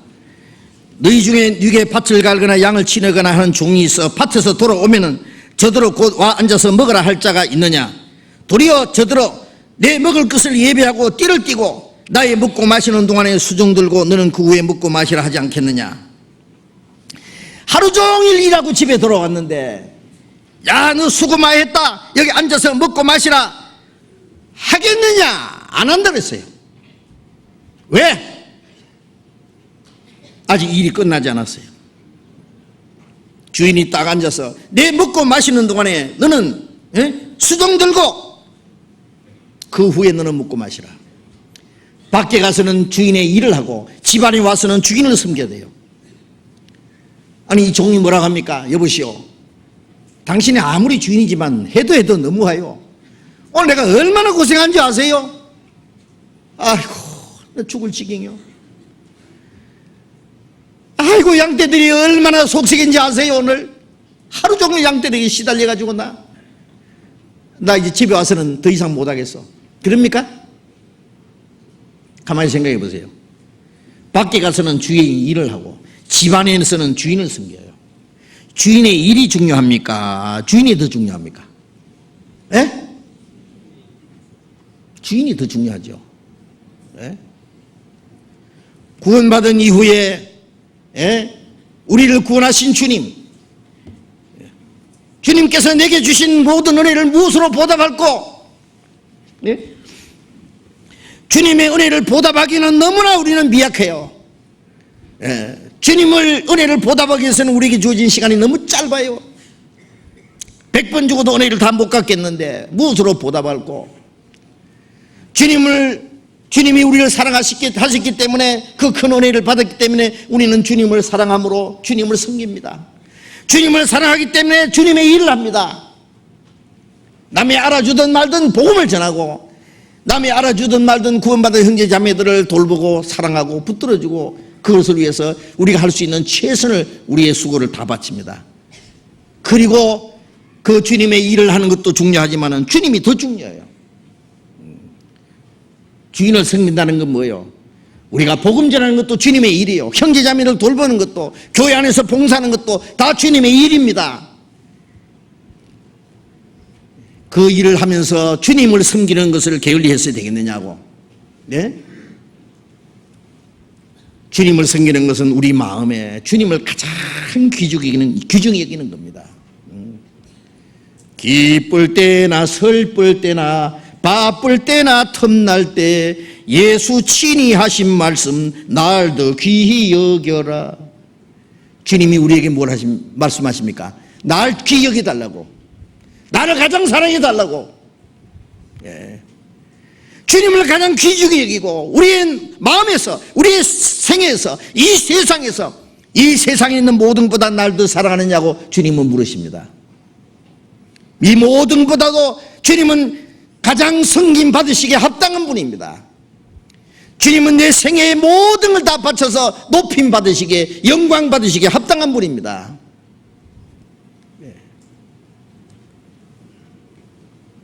그 마음 없이는 다른 걸 해도 소용없어요. 우리가 주님을 섬기는 것은 주님이 잡수시는 동안에 주님이 필요한 걸 다 서브해 드리는 거예요. 봉사해 드리는 거예요. 아시겠습니까? 주님을 섬기는 마음으로 주님의 일을 다 합니다. 그런데 어찌 밖에서 주님의 일을 했다고 해서 집안에서 주인을 섬기는 일을 덩하니 할 수가 있느냐고. 밖에서 양을 치거나 밭을 갈거나 하는 것도 기쁜 일이지만은 집안에 와서 주인을 섬기는 건 더 즐거운 일이죠. 더 기쁜 일이죠. 이 세상 많은 사람에서 우리를 구별해서 주님을 섬기는 사람으로 삼아주신 것을 기뻐해야 된다고 말해요. 누가 그 일을 할 수 있겠어요? 주님을 가까이해서 주님을 기쁘게 해드리고 주님을 섬기고, 주님의 필요한 것을 우리가 다 해드리고 주님을 기쁘시게 하게 된 것이 우리의 기쁨입니다. 우리의 축복입니다. 그것이. 이 일은 끝나지 않았습니다. 이제 너는 쉬고 먹고 마시라. 그건 끝난 거예요. 우리의 심장이 뛰는 동안, 이 땅에 우리의 생명이 남아있는 동안에는 이 일은 끝나지 않습니다. 계속 해야 됩니다. 계속. 언제까지? 주님 앞에 서는 날까지. 이 세상 일은 은퇴하는 것에도 주님을 위해서 사는 것은, 봉사하는 것은 은퇴가 없어요. 무엇인지 할 일이 얼마나 많아요. 끝이 없어요.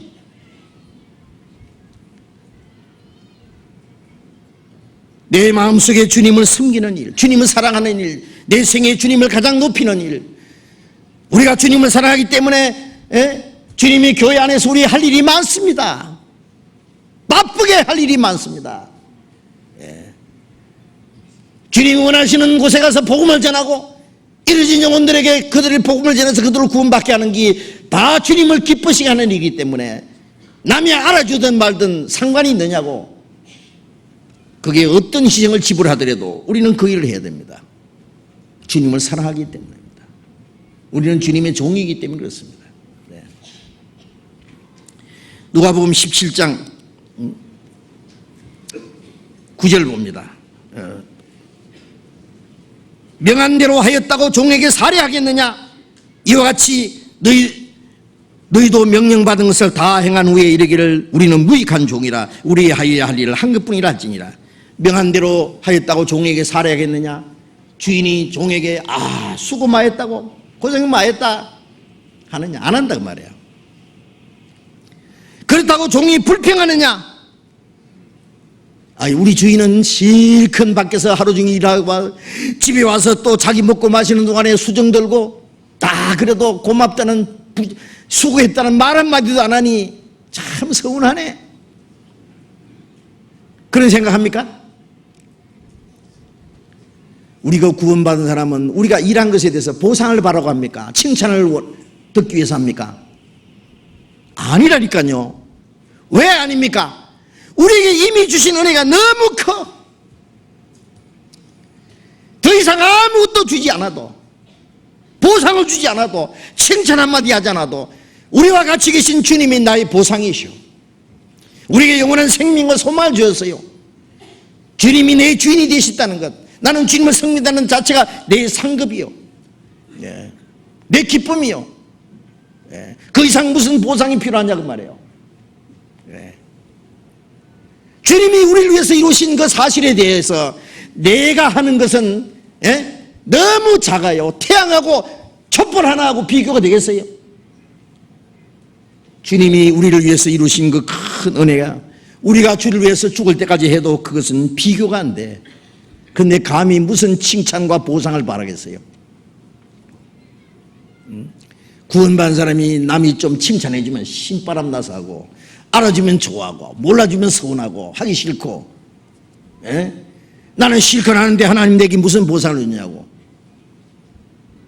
보상 기대하고 옵니까?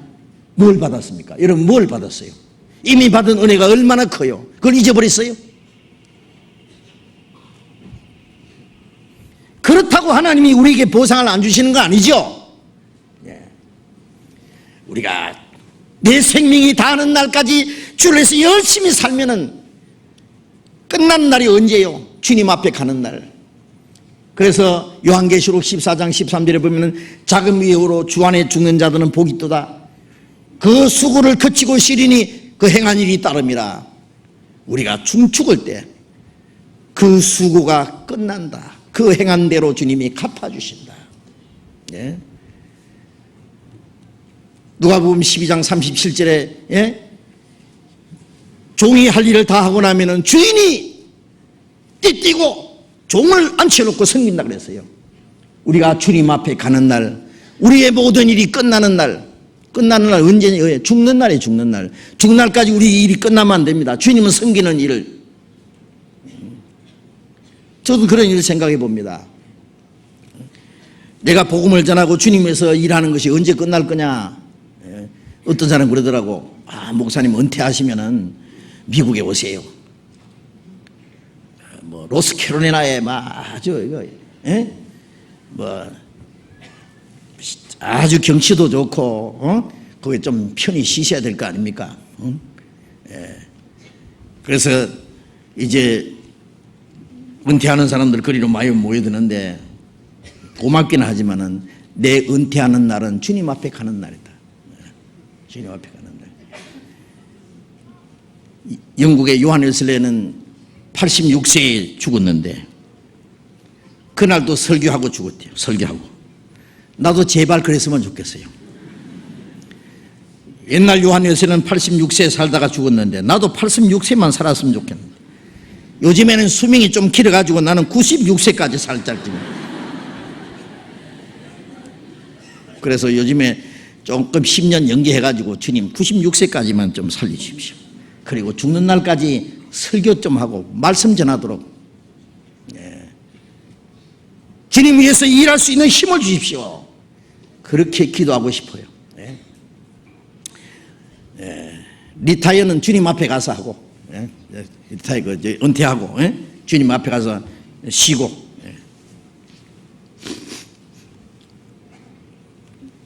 우리는 무익한 종이라 우리의 하여야 할 일을 한 것뿐이라 할지니라.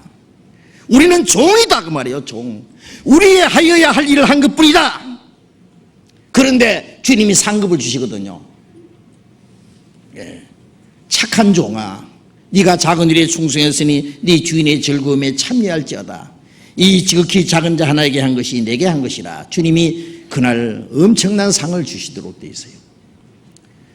주님은 우리에게 아무것도 안 주셔도 구원해 주신 은혜만 생각해도 주님을 해서 100번 주고 은혜를 다 못 갚는데 주를 위해서 열심히 살면은 금세와 내세에 상급까지 주시니 하나님의 은혜가 얼마나 큽니까? 우리는 주님의 종입니다. 종. 아시죠? 종. 뽕나무 뿌리는 이미 빠져서 어디로 건지 가서 하나님의 계획 속에 심겨버렸어요. 나라는 뿌리는 빠져나갔어요. 내가 산 것이 아니다. 내 안에 그리스도께 사신 것이다. 살아도 주를 위해서 살고 죽어도 주를 위해서 모든 하나님의 영광을 위해서 우리는 예수 그리스도의 종이라는 걸 잊지 말아야 됩니다. 우리를 구원하신 주님을 위해서는 우리는 스스로 종이 됐어요. 우리가 주님의 종이 되고 주님을 섬기는 것이 우리의 최고 기쁨이고 우리의 영광이라는 것도 잊지 마셔야 됩니다. 같이 기도하겠습니다.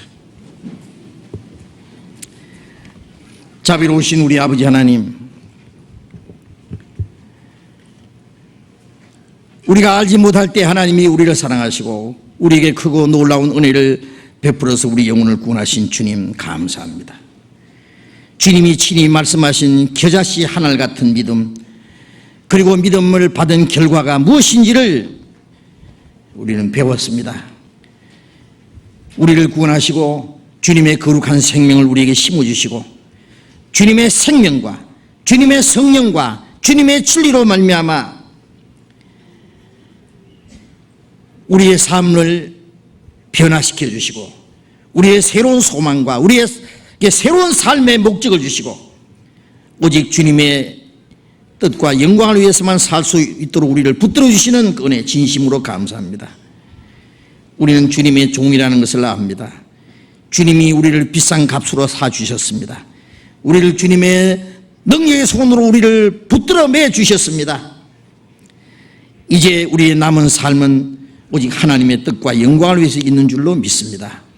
다시는 이 세상 헛된 것에 우리의 마음이 뺏기지 않고 우리의 육신의 소욕을 따라 살지 않고 하나님의 뜻과 영광을 위해서 살 수 있도록 멀잖아 주님 앞에 서는 날 부끄러울 것이 없이 칭찬과 영광을 받게 합당한 사람들이 되게 해 주시옵소서. 주 예수님 이름으로 기도드렸습니다. 아멘. 찬송하겠습니다. 찬송가 375장.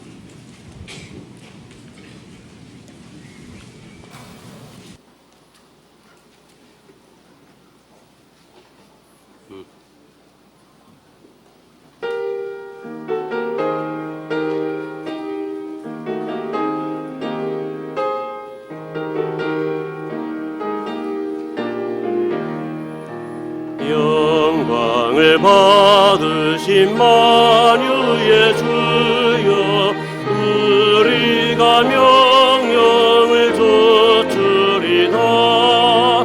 베푸신 은혜를 감사히 알고 진실한 마음으로 섬기겠네.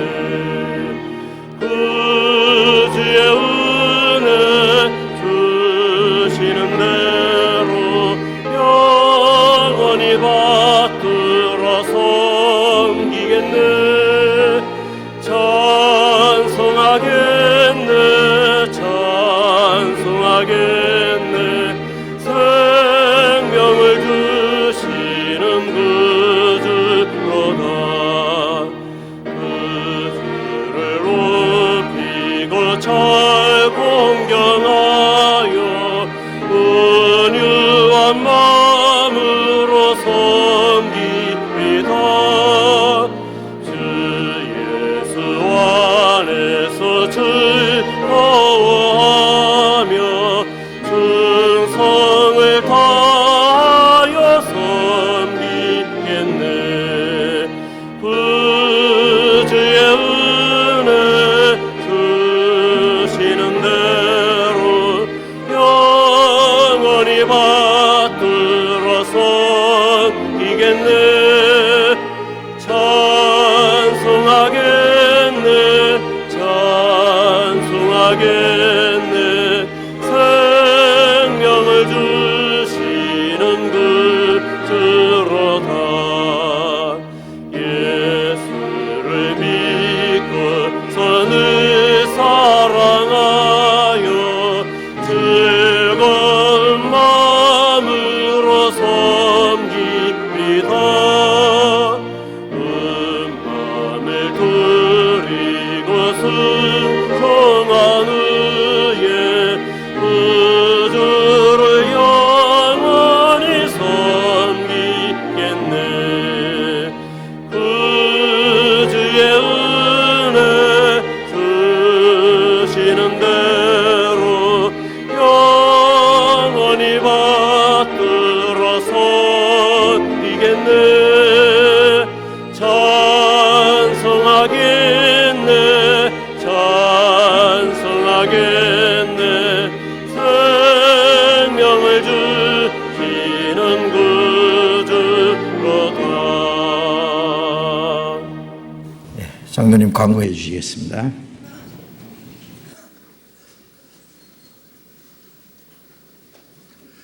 광고 말씀드리겠습니다.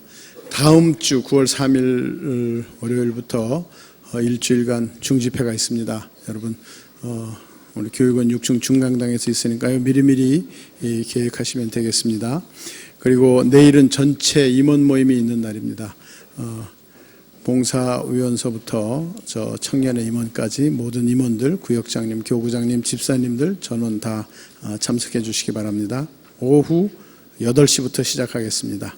오늘 봉사위원 모임은 2층 봉사위원실입니다. 1층 봉사위실이 아니고요. 그리고 내주 9월 2일 교회학교 유치부 중등부에서 학부모 교제가 있습니다.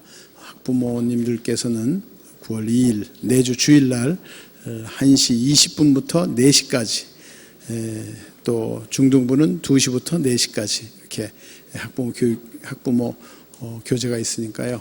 전부 미리미리 계획하셔서 많이 참석해 주시기 바랍니다. 광고 마치겠습니다. 예, 마쳤습니다. 잘 교제하시기 바랍니다.